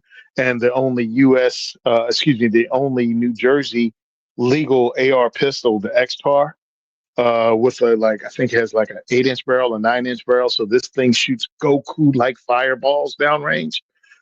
They were shooting that too. And you know how concussive and loud that is because we can't have muzzle devices on them. And people were loving it and not scared at the end of the night. And I thought that was awesome. So we feel we do good work. We need your support. Go to diversityshoot.com. DJ already left links in our chat that you can click on and go to by PayPal. You can do anything you want and help us out. Really appreciate it. And if you want to talk to me, you can reach me in any of my social media. Again, Simon Says Train on Instagram, second for everyone on X, or even type in Tony Simon on X or Facebook. And the second is for everyone. Oof. How's that? Almost like you said it before. Yeah, it's almost like I said it before. I just posted up my video about lever actions on X. So if you're going to go check that out, if you didn't see it on my IG, you can go check it out on X. On second for everyone, they had the Marlin 1895 with the, I think it's ELG Magpul furniture. And that sucker is like 34 inches long, 7 pounds, well balanced, 45-70 lever action with a threaded muzzle. And I think it holds like 5 or 6 rounds inside the Magpul stock. And, when you're using something like a shotgun or even a lever action, you're only going to fight with what's on it or what's in it. You know what I mean? So you load your 6 rounds up, or I think it's 5+1 or however many rounds you load into it. You got that. And you got the rounds that are inside if you're going to use that thing for home defense or wild animal defense. If you live in a place where you have to drop something that are big. Because all home defense, just like the guy who just had the black bear inside his house that he shot with his AR pistol, you never know. And the more and more people move into areas that were formerly woods, the more you're going to have things like bears, foxes, and coyotes on your property, and a threat to you and your family. Everything, look, just because you moved out of the city doesn't mean everything's going to be solved by that 9mm at this point. You may have something you need to be able to poke a hole, not in, but through. A big one. So the 45-70 is one. Also, the 30-30 is also a good thing for a home defense firearm. I mean, truthfully, a 357 Magnum out of 16-inch barrel comes close to in it. I was scrolling through Instagram. I decided I'm going to throw it up on the screen because it gave me a bunch of stuff to talk about and I wasn't going to remember it all. So it looks like Goal, Massachusetts, Mike Harris, our director of public policy, is got the Defender of Liberty. So that's the person, like the activist of the year, I think. So Goal got that. Scrolling up a little bit. Connecticut Citizens Committee for the Connecticut Citizens Defense League is who won the Organization of the Year. So, Mhm. I mean, they've had a fight, but if I was going to shuffle if I took all the decks, if I took a deck of cards with all the states, and yes, we have that in the works, and I was going to shuffle them in order of who's getting their asses kicked at the most right now, that's one way to shuffle them. Because, what are the factors? I put that on the screen a second ago. I was going to talk about that in a second. It's all about these, what are we using to rank or whatever. So if all the states are ranked by how much they're getting their asses kicked, I mean, California is always going to win everything because there's more people there and they got the worst shit. But we just at some point go, okay, California and New York, like, okay, and we take them off the table. Illinois almost even, right? You take them off the table, and now you start looking at the states that are struggling because those states aren't moving. Like, unless something I'm missing, those states really aren't moving except for little nibbles here and there. But the states like Washington, Oregon, Nevada, New Mexico, I don't really know about some of the middle states. Maybe Nebraska. It feels like Nebraska's got some bullying going on or like some struggle. But then Minnesota, Wisconsin, even. Then you get over to you guys, all the states back east get wailed on. And how do you start ranking those? So I just don't know. I mean, I don't want to talk shit about Connecticut Citizens Defense League. I like Holly and everybody, and I'm sure they're doing good stuff. And I know a lot of people in Connecticut, actually, now that I'm thinking about it. So, I'm not, I just thought Goal was going to win because Massachusetts is getting such the slaughter. And the only ones helping dude who's in jail for just living his fucking life and driving through Massachusetts. He's been in jail for like how many months now, and they just denied his third bail. So Goal is really, the only one championing that. So I thought that was pretty neat. Oh, speaking of that, I don't know. Do I have it in I didn't put it on Instagram. I was on Instagram though, and I thought that was a pizza at first. Somebody had posted about this kid, and it was like a news article from like NBC or something, but somebody else had like reposted it. So I just took a screenshot. What am I doing? I just took a screenshot and put it on my YouTube, I think. So it was some kid though that was at school, like an 11-year-old kid, like a little kid. I didn't even like posting because I don't like posting pictures of kids like that. But that was the only picture I had from the news article or whatever. But it's a little kid who's at school. His other little kid friend has a gun at school, obviously bad thing. So the little kid who knows what's up takes the gun apart, figures he's doing a good thing, knows what to do, takes the gun apart. They suspend that kid or whatever they call it from school, and they won't even let him go to online school. So now the kid, his mom's like, no, he's, he's going to be ruined. So going to make him have, it's just a mess up thing to do with an 11-year-old who is actually smart enough to do exactly the freaking right thing. But these idiots don't understand what the actual real right thing to do in that case, make it dangerous. Frustrating as hell. And it's like kind of the same as these guys that are in jail.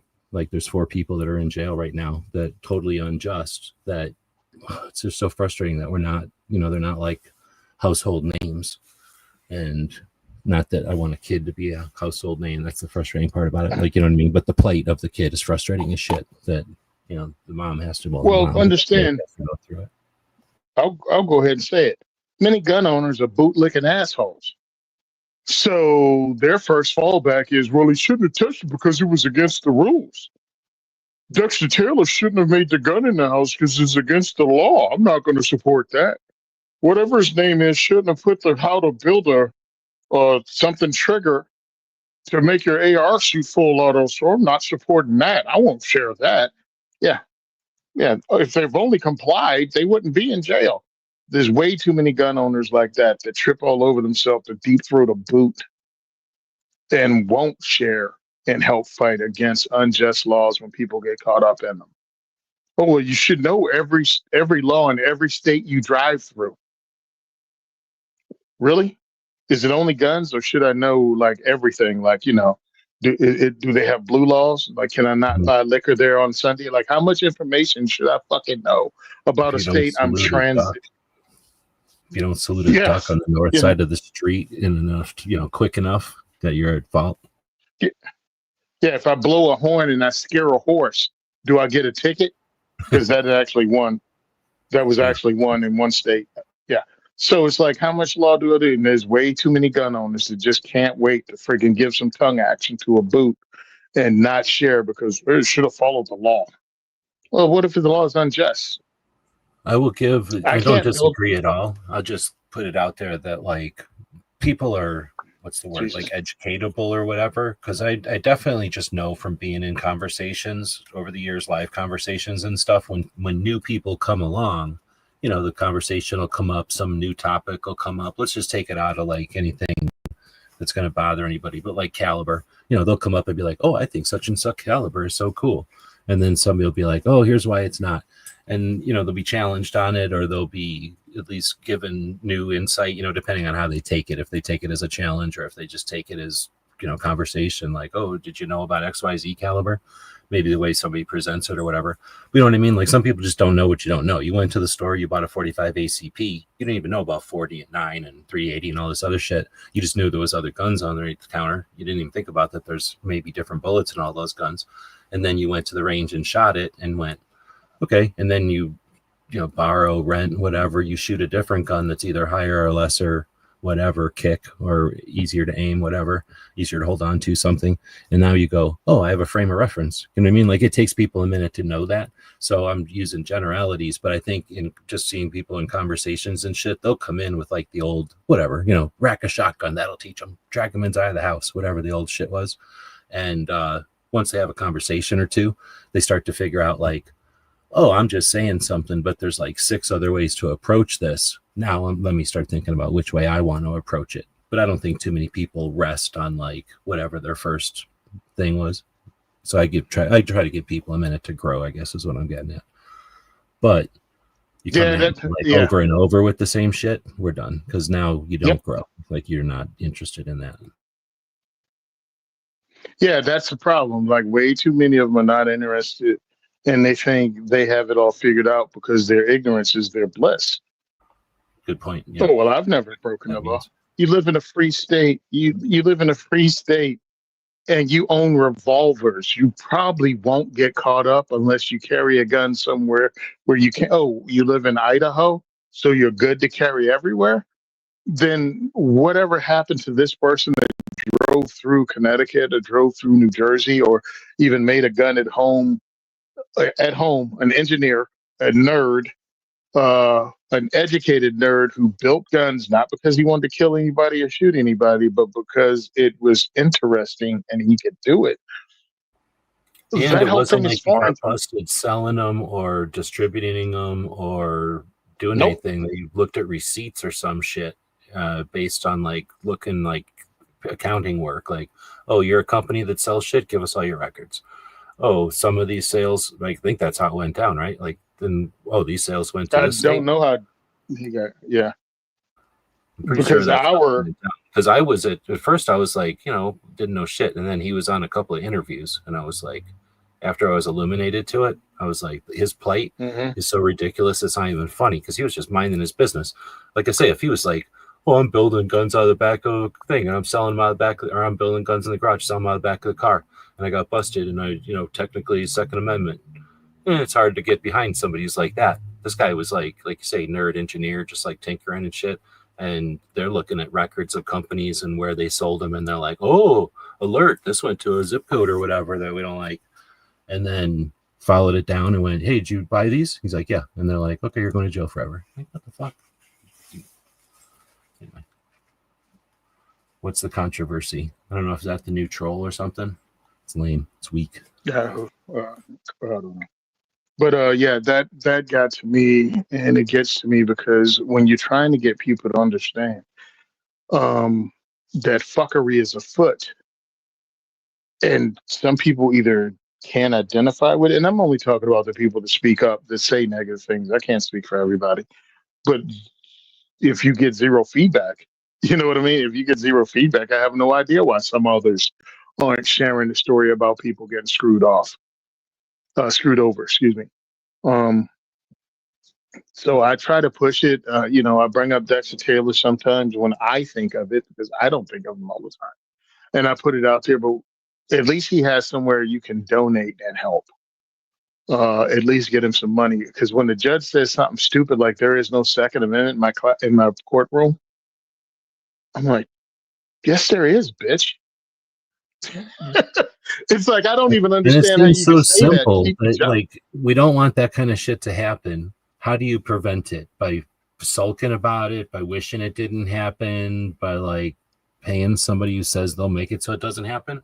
Or when it's happened in front of everybody, you support the shit out of them. And you know what I mean? Like, what if there was like Yep. people getting together, having like coordinated campaigns to write and call and whatever else, do things in the remembrance of or honor. You know what I mean? There's all kinds of ways to create awareness so that people are, it's very difficult for a judge or a legislature, whoever it might be, to do this kind of slight shit.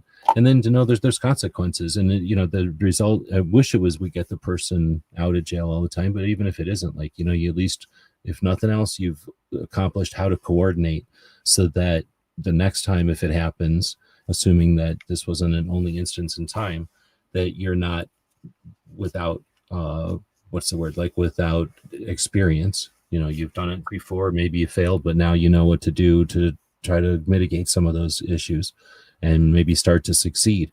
Maybe you fail a couple of times, but who the hell succeeds right off the bat, right? So if assuming these things keep happening, we have 4 cases right now to work on.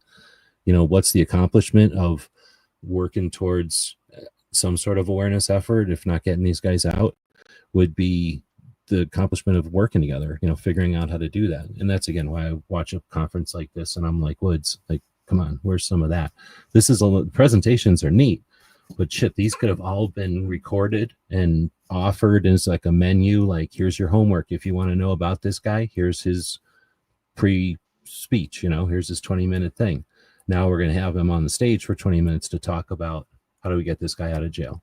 How do we get rid of the NFA, like Woods was saying? How do we affect constitutional carry and the rest of the states? I was kept saying, and this is my new harp, how do we change the Overton windows? How I should be saying it, because I think that's the easiest way to say it. But how do we take any instances that we've got on our side, lots and lots of wins on our side, how do we take one of those wins and effectively use it to illustrate that guns are normal, to take, you know, a new take on it, you know, that gun ownership is not abnormal, that gun ownership takes many forms, and that violence should not and does not need to be associated with guns all the time, and certainly not with gun owners, and that the time and energy spent diverting attention away from the actual mitigating circumstances of whatever the issue is, suicide, deaths, violence, right, cultural ills or whatever, like lashing out, that could be,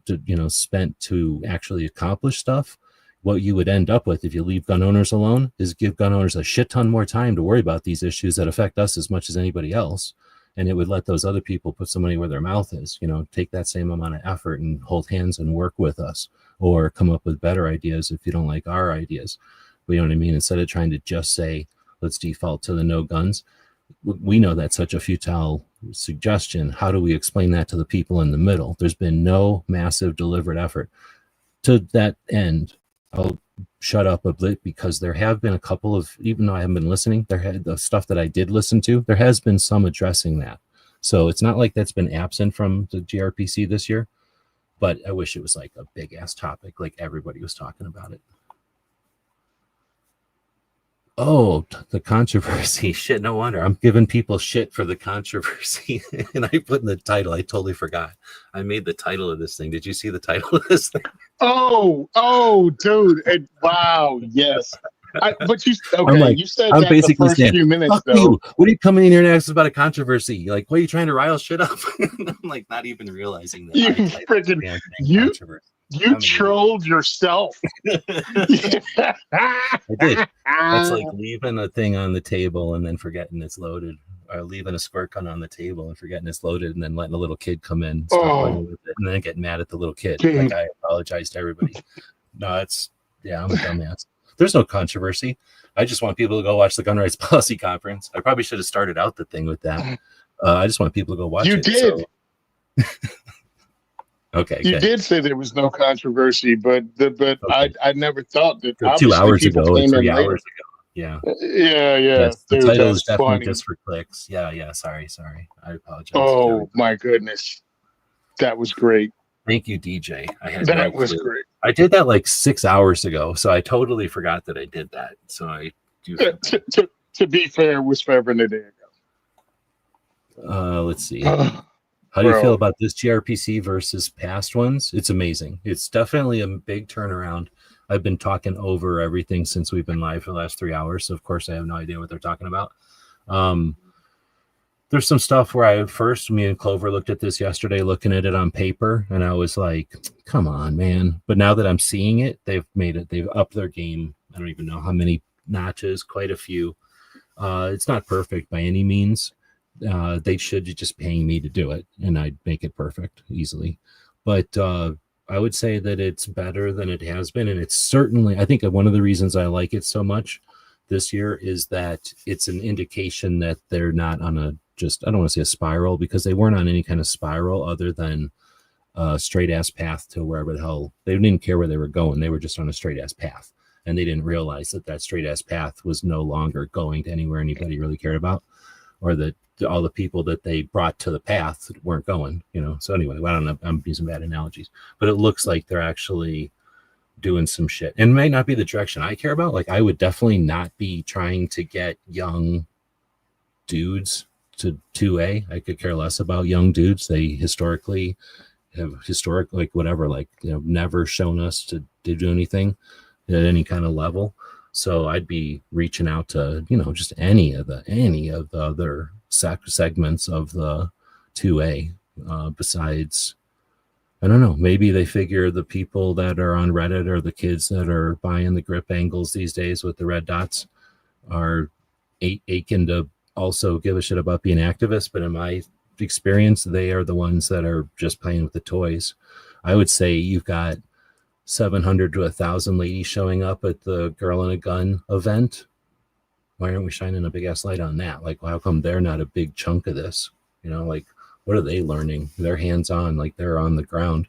Look at Tony. Like, what the hell? Like, is there anybody that's gaining the kind of insight that Tony's getting?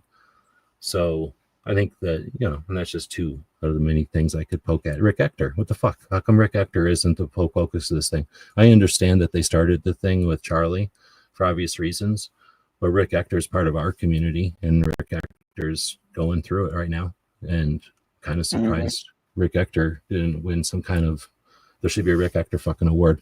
The work that Rick Ector's done without anybody giving him a fucking shining light at all. He gives himself a shining light, but you know what I mean? He's like awesome. Like, but yeah, anyway, there's so many things that they could have done with this, but I'm fucking, again, spinning off in a tangent. It's very good content wise, definitely production value wise. I'll say again, like the contrast, that background that they've got doesn't make everyone melt into like a blob and you were looking at like eyeballs for some years. It's just horrible production value. But they're not paying attention to the chat or anything. And they probably don't care. They never have. So they just don't take it in as a factor. They probably figure there's only 75 people watching. What could they possibly, what's the point of having somebody sit there and talk to them on a laptop or turn a phone on and pay attention to their YouTube channel? I feel they're taking steps in the right direction. I mean, not being an idiot to say they weren't, but it's like, yo, Broham, why did we step back from that? And truly, as someone that spoke, look, I can be more exciting speaker. I mean, I've had years of it now, more, that I would love to do a 3-minute presentation, because I think 5 to 10 minutes is way too long sometimes. You know what I mean? If you're not doing it live and answering questions, I can just hit them hard and quick. Dude, if this would have been watch the 20-minute segment and then show up and have 20 minutes of Q&A with that guy or that person or that group, like, it would have been better. I would have done one way I could have done it is to say, here's a topic, get rid of the NFA. I'm going to either randomly or for some strategic reason pick you, and you. Now you're going to spend the next 6 months getting ready to present on that. give us a presentation a month before, present that to everybody a month before, so everybody has a month to watch it and dig into it, kind of like a book club. And then, I mean, it's watching a video, so it's not a big deal, but they could watch it over and over and come up with a bunch of shit. And then this gun rights policy conference is now after these guys have spent 6 months working on a thing and like presenting a thing. And it's not like they're tasked with doing the work. Like they would just show up and the GRPC would do all the production work so that it's consistent and to their quality level. So it's all very consistent for the viewers in the end product, instead of making it haphazard, like a weird church buffet or something, or I shouldn't say church buffet, but like a backyard family buffet or something. But like, something that now the people who show up at the policy conference have had like 6 months of working intimately with, and I would actually figure out a way to tactically do it so that each person does 2 of these seminars or 2 of these roundtables, and then they're doing it with 2 different groups of people. So now they've worked with 2 different groups of people, and hopefully you could figure this out so that people they haven't worked with before. So now they've worked offline with them for months. They get together at the event. They do this workshop where it's a Q&A with the audience, both live and on the internet. They get challenges and pats on the back for whatever they came up with, but now they can go have an evening with these people that now they're meeting sometimes for the first time, but now they've done something, they've accomplished something with them, they've fought a battle with them. You know what I mean? Like, get some experience on the game, give us all participation in that, and let's accomplish something, especially if it's something like, how do we get rid of the NFA? How do we get blah, blah, blah in schools, or whatever these topics are? We definitely don't need 20-minute lectures. We don't need to come together to watch 20-minute lectures at the same time all weekend. That's asking too much of everybody. I mean, we're sitting here doing it for 3 hours, and it's insanely long to be watching lectures like this that we all know. This is like looking at my own shit, looking at a bunch of logos. We've had a couple of good questions come in. And again, I apologize to the people who I was scolding for asking about it. DJ says, how do we close the Overton window? How do we slam the Overton window shut? How do we see beyond the Overton window? I don't think that's all necessary. I think it describes just a facet of society. I think what we need to do is just understand that it exists and not fight with it. Period. I mean, I think that it's just, you know what I mean? Once you know that you got a dominant eye, or if you believe that theory, once you know that you left-handed or right-handed, if you believe that theory, once you believe that you've figured out the right trigger pull, you know what I mean? Like, you then buy guns that have that trigger, like you pull the trigger that way, you know what I mean? You draw around that trigger pull or whatever. So I think that we're okay with adapting to the way things are.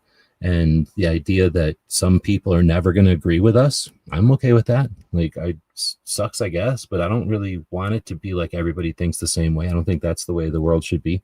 Then it'd be weird. And to have a bunch of people in the middle that we have to work at keeping aware, I think that's a challenge / obligation / opportunity that I'm not scared of. I think that we've actually done it over and over and over. It's just that we don't ever really take time to think about it as a group, that like the amazing things that we fucking accomplished and that guns have done for us over the years. And they certainly aren't going to get any society, what do they call them? Sociologists or societal, whatever they call people that look at history and society and tell us like if we're good or bad, the culture or whatever. Like, they're never going to acknowledge fucking guns. That like, I've never heard it explained that when Colt came along and created the idea that you could make a gun so that like you could take the cylinder out of this one and put it in that one and it still works. Colt figured that out. Like, okay, everybody knows that part, right? That's, you may not like have ever paid attention to history or whatever, but that's where Colt fits into the history. First, he created the first like revolver, but mainly it was the idea that his revolver could be taken apart and you could buy him as like a military or a security force or something, and like not be worried about each gun being artisan work that can't be interchanged. So this whole idea of interchangeable parts for guns that he came up with is what sparked the Industrial Revolution. And like the rest of machine people were like, oh, duh, why don't we make our air conditioner like that? Why don't we make our like other things like that? And when you did that, now you have Ford going, oh, well, if all the wheels are the same, I can put them on a thing. What do they call it? What do they call that thing? A conveyor belt, and make it a production line. And that gave us like industrial shit that we never had before. So guns are responsible in like parts of history. Like they'll blame, if they're like blaming industry or something, I'm sure they'll go back to the gun. Like, oh, it's the gun's fault. But if it's like, hey, we went from a culture of having to like have food that had to be perishable within, you know, had to eat food in the first 7 days of it being picked, to a world where we can probably still eat stuff from World War II that was frozen all that time, you know, and not die.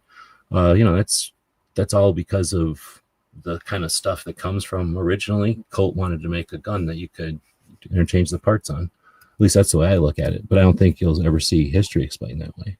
So that's, you know what I mean? I guess the Overton window is where we're started there.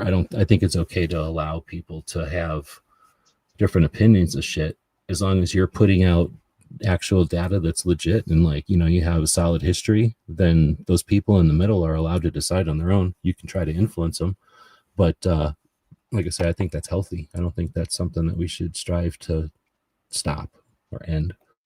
So I see something in the comments. No, yeah, you're right. I just saw something in the comments. Son of a biscuit. Where the hell did it go?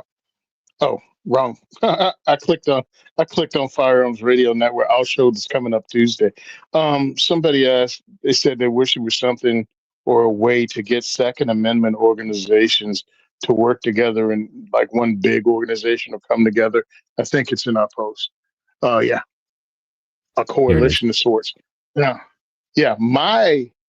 And again, I don't think that's necessary whatsoever, because that would just create another organization. It would be like, you know, when they said they were trying to streamline intelligence, and then they created Homeland Security and just created another bureaucracy. But what I think it should be is they use the NRA kind of like that, board positions in the NRA like that.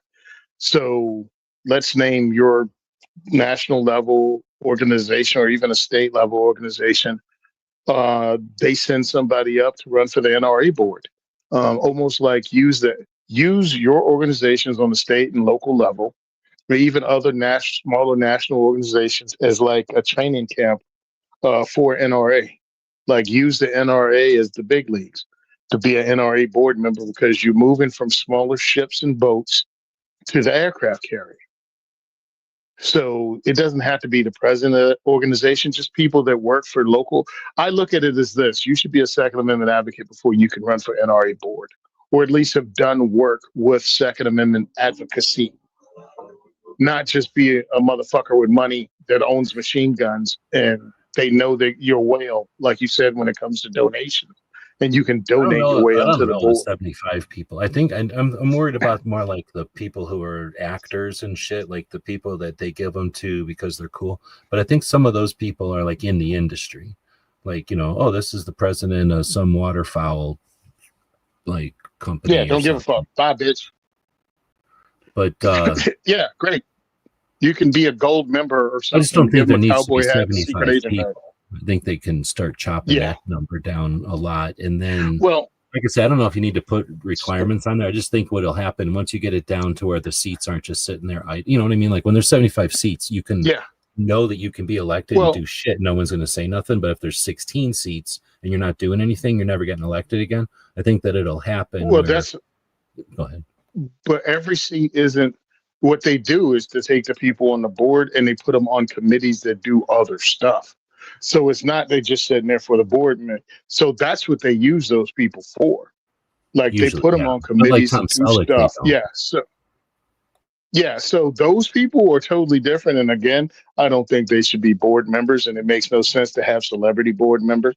You can call them something the fuck else, but they're not voting on policy or any of that shit. A celebrity spokesperson, and here's what their opinion is. But like a vote, and like what the fuck? No way.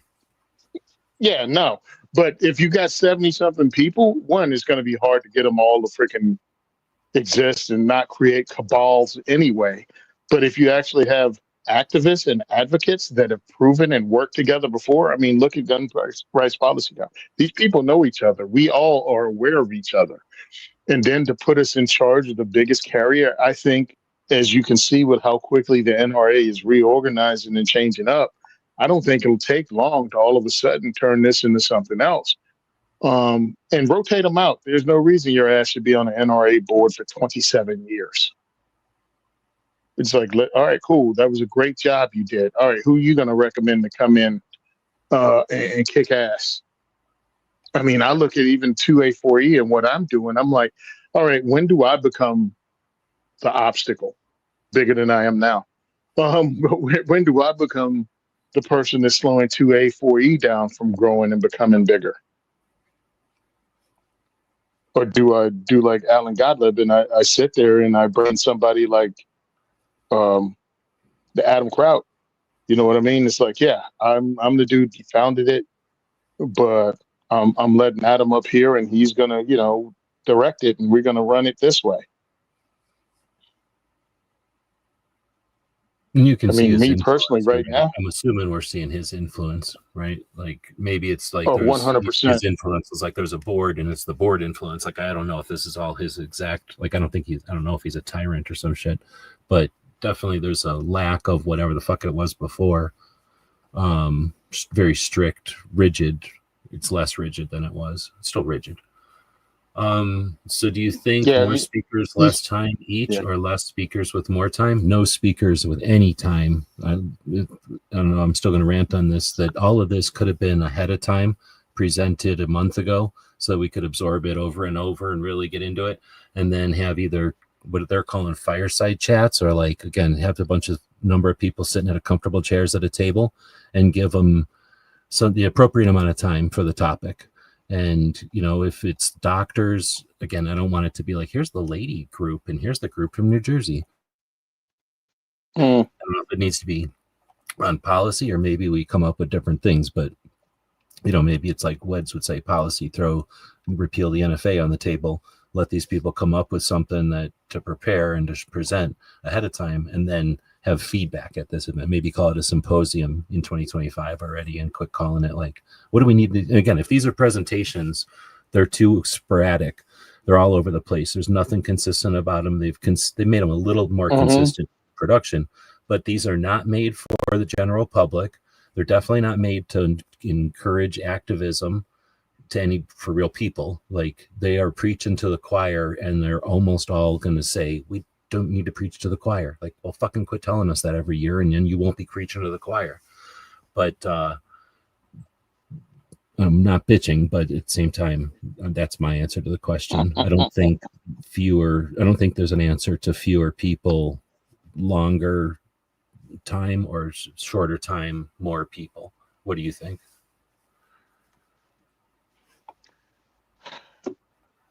I've never been to one live. I've never been to one live.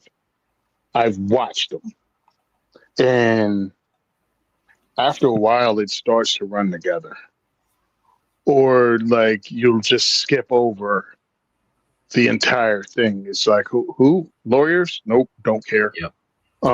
This one, the guy that's talking now, he was actually he had a friend of mine's magazine up, Olivia, and she started that shooters magazine for young people, and pretty much had to stop it because of California, Illinois legislation of showing young people with firearms. And they tried to play it off like, you're doing something negative by introducing young people to firearms. And like, that would have been interesting, but it's like, that's so deep into what he was saying. And it was like, oh my God, I'm bored with this and I want to hear about it. So it's really difficult. More people don't mean it's more interesting. More people don't mean I'm going to hang on. Some of this could have been done differently. I agree with you. Q&As make more sense if you know who you're talking to and about. I think it was interesting to have Christian Craighead on as a speaker. And I'm not, And I'm not going to be unfair to him because I didn't listen. I think it was awesome that you had Sarah on, and I think they're trying to shift and change up, and I want to see where that goes. But that more speakers thing, I don't think it would help. I don't think it would help. It would be like a bombardment. I don't instead know of what a fire hose, it would be like a pulse instead of a stream, Yeah. but it would still be too much water. Like, how many 15-minute speeches? Okay, because I just did goals, right? I was at goals. They gave me 5 minutes. I tried to make my 5 minutes full of energy and memorable, but in an hour, you had 8 people speak, and that was just an hour. You know what I mean? And it's like, okay, great. We have 3 more days of this. Who's going to remember my 5 minutes? Even though I had people applauding, even though I made some jokes, even though it was whatever, I'm like, I'm freaking by lunch. Well, actually, I was on It's around probably lunch. for sound By bites, dinner, you maybe. forgot to spoke. If you think of Maybe it if like, you if you assume people are gonna be there with cameras, or maybe they need to hear it or something, maybe it's the sound bites. But I think it's that same thing. Like we're just kind of in that as a group of people. Like we're used to people showing up, and it's a big deal. So y'all introduce each other when we don't realize that we all fucking know each other before we got there. Really, we have a parasocial relationship that our mammalian, there's probably, I don't know, I'm not a doctor, but I'm just going to say like our mammal brains are probably still like, hello, let's shake hands, when in reality we have this parasocial relationship where we pretty much know each other more than brothers and sisters in some respects, even though we've never met each other, kind of shit. yeah, we've been on shows together, we've been on podcasts together, we've done lives together, we've shared inappropriate humor with memes and other stuff. And it's like, um, hey, I finally get to meet you in person after 5 years. It's like, yeah, it's that kind of thing. I think That's funny. this has come up before too, having classes where people can ask questions, but then it's kind of like what San Diego Gun Owners has done in the past, where when they had like gun shows and stuff, they'll have whatever you want to call them, classes or seminars or like little things happening, maybe 10, 15 minutes, half an hour throughout the day. And you sometimes simultaneously, so you kind of choose, when and which ones show up when you want to go to the ones you want, type of thing. And as long as they're not, as long as they're kind of laid out, you can still attend the main event and still see some of those kind of things. I just don't know if that's a different infrastructure for sure. Interestingly enough, earlier, I don't know who 2A is. Sounds like somebody who's in the know, or else somebody that's seen a bunch of stuff, or somebody, is it somebody that we know? GRPC was originally meant to create activists in each city it went to and help support the state organizations there. I don't remember that as being ever anything told to me, but it sounds good. And it sounds like something they would have done. And the problem is, and this isn't a problem, the issue is, the situation is that Second Amendment Foundation, like everyone else in the planet, it's not like they're singular in this, but they don't take like a snapshot of their website and keep it in an archive so that we can go back and look at GRPC invitations and promotions each, all those however many years since the 80s, because obviously the internet wasn't around then, and no one had the wherewithal to do that. Like there's the internet database, and you could technically accomplish that. I've tried it on some projects, but without that kind of actual massive effort, we don't live in a internet where we have robots that can do that for us yet, that I'm aware of. So no one did that. So there's no way to see, what the goals or what the point of it was back in the day. But that certainly sounds interesting. I mean, am I missing anything? Have you heard of this before? What's that? Specific mission statement, I guess. This mission statement, I guess, is what I'm gonna call it. No. Is saying. Okay. But that does sound cool. But he's saying, or that person, I have no idea who it is. They is saying state orgs not invited this year.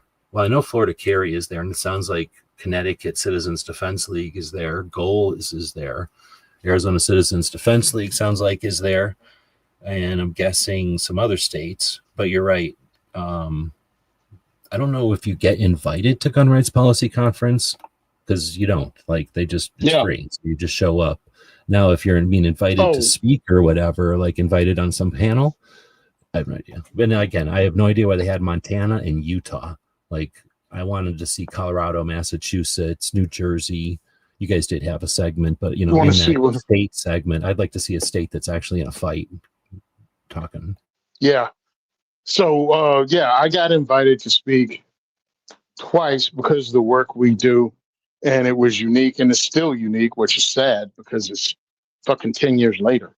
But that's why I got invited to speak, and the success we have, and people can, I guess they like how I speak or whatever reason. But it comes to a point.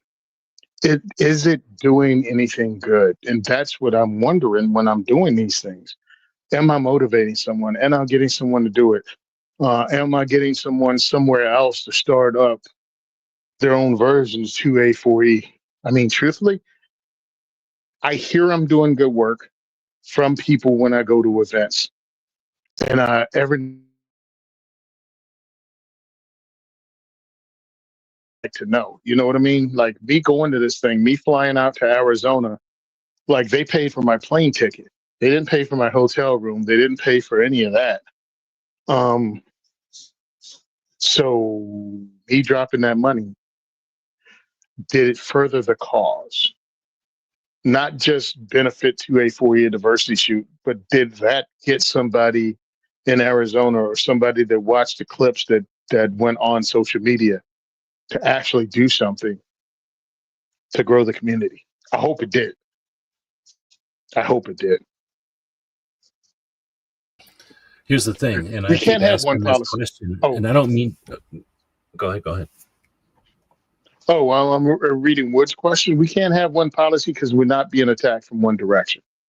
We're being hit from all Well, I kinds think what of he means directions. is like if the policy just like have a discussion about one thing. So like, what if the thing is national reciprocity, or what if the thing is New Jersey's gun laws, or what if the thing is get rid of the NFA? But have 6 different people sitting in a group talking about that one policy. So it's not just like sit down at the table and let's talk about Tuesday. I think that's what he means. Hey, man, listen, I know this fight is generational. It's not like we're going to have some overwhelming ass-kicking victory. You know what I mean? It's just, and it's just going to end all resistance to shitting on our rights. That's not going to happen. This fight is always going to be there. So I think it's a good thing Gun Rights Policy Conference is changing. It might not change the way I want, but I have to realize that at this point, even though I feel like I'm, and I am, I'm in the modern front end of this fight currently, but I'm not going to be there forever. And we really, more than ever, need to groom the next 3 generations behind us and get them prepared to step up and into the freaking breach. That's what we need to do. Was Carrie Ann from Massachusetts. That was her point. Like, we are, what did she say? Something like, we are talking to the future. Like what we're doing, what we're saying, what we're, the results of what we do is what the future is, that's their past. So we're really talking to them. And that was, well, I thought that was pretty neat. You're talking the same thing. Yeah, definitely. And we can't do things just because Tony like them, because the future's now old, man. You know what I mean? I didn't think I'd become an old man this soon. I didn't think I'd become the guy sitting in the back of the barbershop complaining about stuff this early. I thought I'd have a lot more gray hair, but no, I'm here. I'm now. So I know that the things I have to do have to appeal to younger dudes. And that's why I enjoy seeing the younger guys at my events. And it's younger dudes like 18, 19, college, in their early 30s. Those are the ones that I work. And it's not just guys, obviously. I'm just saying people. But that's who I'm working to get here. The sad part is guys go younger, but women are older that come to my events, because a lot of them are young girls, and hopefully they're there with their boyfriends or their dads or their moms. And that who gets them there in that circle, and then they can hook up with other people that learn about self-sufficiency and growing your own food and doing the other stuff. But when you get to female, what I've noticed, females that age are brought in by other family members, and I just got to work on keeping them there or getting them to come back with their girlfriends and friends. And it's been working, and I'm seeing a lot more. But that's the fight we got to fight. Those are the people I think we should be appealing to at Goals, at Gun Right Policy Conference, at NRAM. And well, it's there's like, certainly stop appealing. A segment that's hard, so we don't even try. Like, I'm trying to think, except for like Derek. Yeah. There's really nothing. It's also difficult. It's one of those things like school, right? Where it's difficult because you're growing, right? Like, so no kid is going to start this. A kid can participate potentially, right? But a parent has to start this. So you know, think about it. What young parent is like, you know what, I need another whole thing to do. So it's going to be your second or third kid, and you're very competent, right? So now it's like, you know, you depend on a person who's very motivated to even start something like that, and then have the ability, like the understanding, and then the ability, and then they need to gather some other people who are, again, like probably on a second or third kid, because nobody on their first kid is like, guess what, you know, once it's there, once it's established and there's like a on ramp, then yeah, first time parents can immediately start to gain from that, and that's the advantage. But I'm saying it's like kind of like the school thing, like because that kid is growing up and out of there, like until it becomes a big passionate factor for somebody, we don't have the resources to just say, you know what, we're missing, put some resources here, find somebody who's perfect for the job, or find a team that can do it, type of thing. And that's, again, should that be the role of Gun Rights Policy Conference? No, but could that be a result of it? Like, could they facilitate that? Could they do something to foster that? I don't know. Yep. Because again, fostering it doesn't have to be having like a whole thing. Again, every time you have this downtime in that freaking event right now that we're looking at, I'm watching some potatoes. Sorry. Anytime we have that something going on, you can have a 30-second whatever about an organization like that that's growing, like our what we call the varmint shoot here, where we introduce kids to firearms and firearm safety at an event once a year. You can have do it just like they have those what do you call it? Those things about the athletes' personalities in the Olympics. Mm-hmm. There's no reason you can't have a short thing. In New Jersey, CNJFO is putting together a youth shoot they call the varmint shoot, where they introduce children to this and this, and this is the way to support them. And it's run by this, and that's it. Boom. Awesome. I've talked and about that might this, not be for the people in the audience. Go ahead. I'm interrupting you. Go ahead, man. I said it doesn't have to be, everything doesn't have to be for the live audience. I mean, they can see it, but it's for the people at home right now, like us. If we were watching this and now I got just 5 minutes of that damn screen and I have the headset in while I'm doing something else, like right now, I'm about to throw my dinner in the microwave. I'm like, I could be hearing about an organization like Faster Colorado, you know, that's doing a thing out there, arming teachers or training teachers to actually defend their classroom, not dead ass air. And this stuff can be put together. It doesn't have to be, because I love it when people go, yeah, but it's going to take forever. And I'm like, bro, you make reels every day. Don't tell me it's way more complicated than making a reel. Now I am going to interrupt you, because that's what I was going to try not to interrupt you before, but that's what I've been saying for a while. We got fucking AmCon. I can't help it, I swear. Sorry, especially when I get passionate. But we got AmCon, and it's all about like blah, blah, blah. Bring new activists, show activist content creators how to blah, blah, blah. And you're saying, exactly, there's dead air in the show. So how about you start paying content creators $200 a pop to make content? Here's what we'd like, something for New Jersey. Here's $200. Go make it. We'll do that in a super chat. We'll do that in your Patreon. But let's participate in the platforms that people need to be mastering in order to be self-sufficient. What are we going to depend on winning the lottery to keep the 2A media going? Do we like wait until we get like a new radio show slot available from the people that be? No, we're supposed to be fostering like individual content creation. We've got millions of dollars. So take, I don't know, pull 50 grand off of some pile somewhere and pay a shit ton of regular people to fill in all these gaps with content. And then maybe make a, you know, pay some lady to be like a filter to make sure nothing goofy goes up there. But, you know, even what would happen if something goofy went up there? I did kind of want to see this guy, but I'll go back and watch it later. Thanks, DJ. Somebody said something. Did Aldo say something about buying from the store? I appreciate it if you want to buy something from the store. I am in, you know, I do have a store or whatever. It's not like I'm desperate. A number of years ago, the store literally kept me from losing the house. I mean, I'm not even kidding. Literally kept me from losing the house. So I do appreciate people that bought stuff from the store. It's not a desperate situation. But if you're buying something from the store, don't don't buy something from the store and not let me know that you're Aldo from the chats, because I will pile extra stuff in there for sure. I have lots and lots and lots of patches and other stuff. I think you asked if I had shirts. The shirts, if you get them, yeah, we all have these print by, what are they called? Like print on demand stores. So we just put designs up there. They like fake put it on an image of a shirt or whatever. And then when you buy it, it actually gets printed. When you do that, it comes from, I think mine come from, what's that city right next to Las Vegas? I can't think of the name of that city, whatever the town is right next to Las Vegas, because I wanted to get mine made in the USA.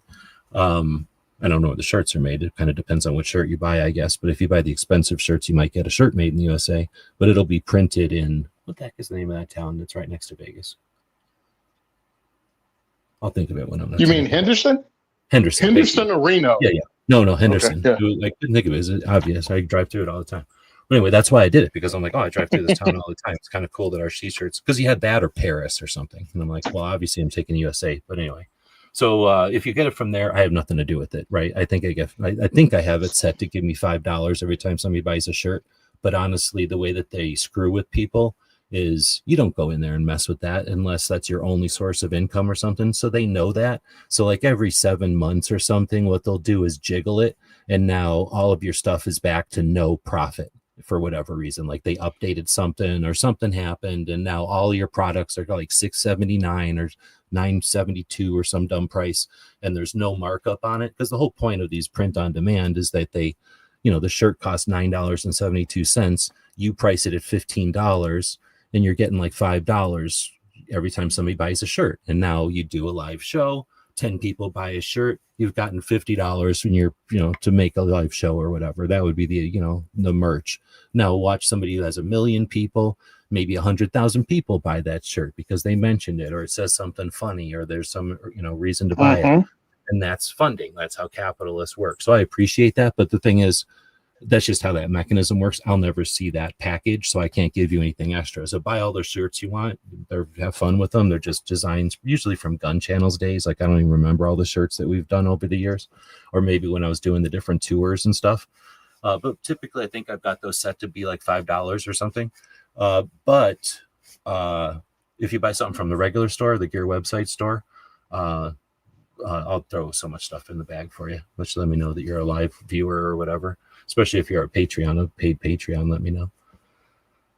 But that being said, I need to send Tony. You're always talking about doing giveaways and stuff, and I'm sitting on so many patches. Like I literally get tons of patches, and I got a bunch from Goals, I got a bunch from Shot, and nobody's taking me up on just having them. So I'll just put a care package together and send you a bunch, so you have a bunch more to give away if you want them. I'm guessing you still need some. Oh, very heck yes, sir. Thank you very much. I keep forgetting to say something about that. But that being said, I think we've addressed everything. Am I missing anything? Go ahead. Yep, I'm just talking about tonight's show, Locked, Cocked, and Unfiltered, or whatever the hell my show's name is. Anyway, we're going to have Mike Waller on. So if you know who Mike is, right? Train and Learn alumni who got into 2 life or death shootings, one immediately after Train and Learn. Oh, shit. Okay. From Chicago. Was that Chicago or Milwaukee? Chicago. Yep. Okay. Chicago. Yeah, he got in the vehicle after Train and Learn. If you guys don't know, Train and Learn's last 2 days are range days, where you go and actually had classes on Saturday, and on Sunday you work on anything you want to with any of the trainers and with other people and put it together. And Mike said pretty much over that weekend he fired over 1,000 rounds of ammo working with his pistol. So him and a couple of friends who get in their vehicle and they drive up to Chicago from St. Louis. And he goes to pick up his son to take him to his, because he picked his son up from one relative and he's taking his son home to his baby's mom. I don't know, whatever. Anyway, walking into the place, they had to walk through an alleyway, not like a creepy alleyway. It's just, the place is set off the road. And there was a gangbanger who decided on Facebook Live that he was going to pop the next person that walked down the alley because he was that gangster. And he chose to open fire on Mike for no reason. There was no interaction, no knowledge of each other. He was just going to shoot the next dude that walked down the alley. Well, he picked the wrong one for himself that day. And Mike drew down, pushed his son behind him, and Mike parted his dome. Like, not only opened fire back, but ended it with a headshot and put the bad guy down, snatched up the son, ran, gave him to his friend, and then, like, look, we got to call the police, yada, yada, yada. And the police show up, and you figure Chicago, like, he's going to jail. No, this asshole was showing himself on a Facebook Live, pretty much attempt to commit murder. That's so crazy. And then like losing the gunfight. Can you come up with the worst time to approach somebody after they're literally training for such an event, and they're not just have just finished 2 days of it being, you know, physically and mentally 100% of their attention, but then that drive, because if I remember right, he drove from whatever St. Louis area to Chicago area, St. Louis, whatever that amount of time to like absorb, and you know what I mean, because like just off the bench you'd probably I mean it's just like the worst possible time for some dumbass to pull something exactly like that. It's just crazy how the world is like, you know, whatever, how do you call that, like is that coincidence, like I don't know, irony, I don't know what the word is for that. Just shows you that the world doesn't care about the rules. Yeah, believe me, when you're like, dude, you could have lost your life for no reason besides this douche canoe was bored. And his boredom was, hey, you know what'll make life exciting? If I murdered someone. Like, oh, mental health. That ain't mental health. That's called evil, bro. Can we stop saying everything is mental health? So anyway, Mike's going to be on the show. What's frustrating in that, I'm just going to rant for a second, is that if we hold a gun up on a live stream, AIs, you know, robots can see that, immediately shut you down. But what the hell, Facebook? What the hell? I mean, I know that was a couple years ago, but still, what the hell? Yeah. Yeah, it's 2019. It's like, what just happened? That long ago? Holy shit. If you would have gave me, put $200 on the table and said, when did it happen? I think I might have said 22. Because I knew it happened a while ago, but I didn't. Yeah. Wow. Yeah, the first training line. So, and then, of course, a couple of years later, a friend of his contacts him. I guess the guy's going through some personal stuff, you know, personal issues, and he wanted to talk to a friend. So he calls Mike and said, Mike, can you come over to this bar and have a drink with me? Well, Mike is carrying. So he goes to the bar, but he doesn't drink. He doesn't drink alcohol. His friend ordered him a drink, so the drink is sitting on the table, on the bar top, and Mike's not touching it because not only is he driving, but he's got his firearm. Two guys come in and try to rob the place. They pull a gun out. Both of them have firearms. And Mike complies up until they start taking the purse of the bar back, one of the waitress or the bartender, and she has her firearm in that purse too. And he's like, now these guys are going to have two guns, and they might start searching anybody in the bar to see if they have a gun. So pretty much now is the time, you know what I mean? So Mike drew down and actually had to shoot them too. So he's been in two different gunfights, and he's going to be on the show tonight. So he's a friend, and we're going to be asking questions, and you know I'm going to be ridiculous, so I'm going to have some fun with it. I mean, I don't want to be redundant, but talk about something, an opportunity that they could have done at the Gun Rights Policy Conference. I mean, that seems like an interesting. Yeah, he's been on shows before. It took a while because everything had to clear up legally, you know, before you can actually talk about this and worry about repercussions from individual lawsuits or wild hairs up prosecutors' asses, because you never know. You know how that goes, man. You could be in the right, but somebody wants to be president one day. We got to keep chatting for at least a couple more minutes because I'm going to look for Brooks' show so I can link it. And I'm not doing good at talking and typing. Why can't I find it? I'll have to go to the DJ. No problem. But now we got Mark Smith. I like this guy, But again, if this was a presentation for people who are not gun people, I think Mark would be ideal. But he's just preaching to the choir by saying stuff to us. Unless I'm wrong, I will be watching this later, and I'll do a thing. Yeah, I gotta watch it later too. To be fair, follow Mark. What's his name? Peters. Mark Smith, right? Anyway, follow Mark. Follow Mark on X if you want to hear what he thinks about stuff as an author, as a lawyer, as a Second Amendment attorney. I don't know if he's a Second Amendment attorney, but he talks about it and writes about it. But I don't know if he's a Second Amendment attorney. Yeah, he's an attorney. I don't know if he's a Second Amendment attorney. But follow him, check him out, see what he has to say, because he's not quiet on Instagrams. I mean, not Instagram. He's not quiet on X. Because a lot of these people, I see he wrote a book, and I like what he says sometimes. Or even check out his YouTube, Four Boxes Diner. So you can actually hear what this guy talks about and how he feels, and you can agree or disagree with him. My whole thing is, I don't have to agree with everything you say to understand that you might be right and I may be wrong. But I'm not going to hate on you. Some people do, and I don't get that. I don't hate on people, but there is I want to call it like a obliviousness, maybe. And I don't know if it's deliberate or not, because that would be assuming shit I don't know. And nobody's obligated to give a shit. But I think that whatever you want to call it, like triggered, or I think that's the thing. No, there's no word, dog whistle or something. Like, I think a dog whistle is when you're saying to, like, wink, wink, like, this is a horrible hike, wink, wink to your friend, because it's not a horrible hike, right? I think that's a dog whistle. I don't know, whatever they are. There's dog whistle, and then there's the other one I said. And what I'm getting at, triggers.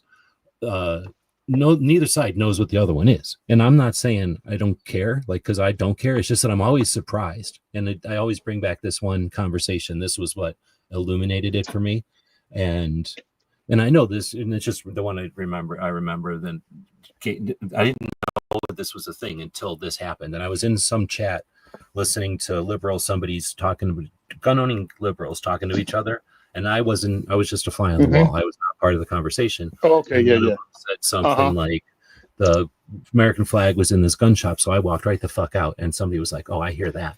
And I was like, whoa, fuck. Like, I could see if it was like a Nazi flag or even a Confederate flag, but an American flag, like, they left. And then, you think about it. Let me put into their shoes. Like, I don't know, maybe somebody whooped them with an American flag or some shit. Like, it's not my job to worry about what their issue is. But if that's their issue, now I know it's an issue. So now if I'm going into I don't like going into a shop and seeing an American flag hung disrespectfully, not flag code.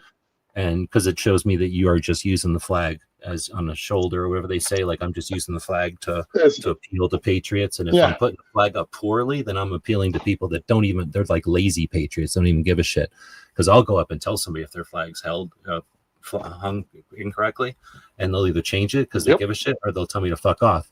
And like that, then I know, okay, this shop is just playing patriotism or whatever, or they're just anyway. So but anyway, so now I know, like, okay. And if I'm having I don't go into gun shops and say you're holding American flag and therefore it's triggering people, because that's fucking stupid. Like, it doesn't trigger everybody, and it doesn't matter, because the people are allowed to deal with their own triggers, right? But if I'm ever having a conversation with somebody and they're like, I wonder why young kids come into my shop, I'll go, well, maybe if you took down half of your, here, I'm going to pick on Marines because you can handle it. Maybe you took down half of your Marine shit, then maybe Air Force people wouldn't be scared to come in here. But Air Force people notoriously get picked on by Marines. So why the fuck would they ever come into a Marine shop? Like, maybe if you just set them a gun shop, they would know you're a Marine or care about it anymore. And now you'd have customers who were at first, like, and that's fill in the gap. Like I say, I've heard so many different things that trigger people. That's why I started saying 9mm. It's actually one of the origins of that.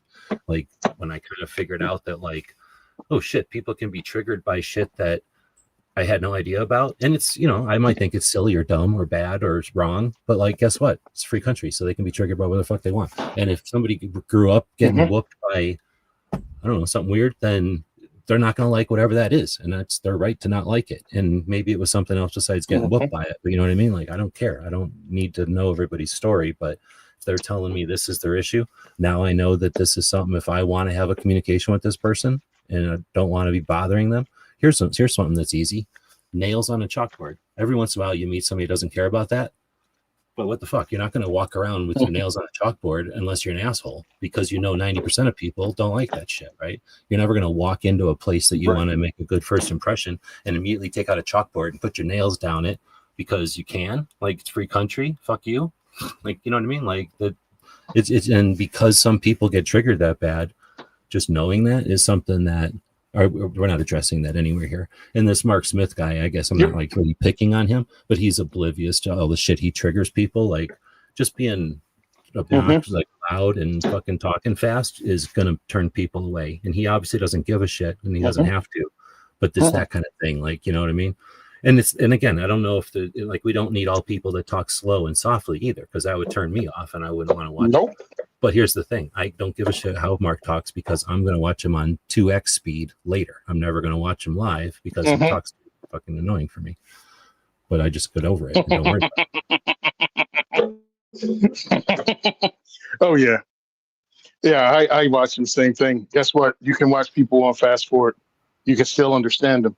The bad part is it's going to produce the fact that you want to hear everyone on fast forward. It's like, I don't want to hear anyone talk slowly now.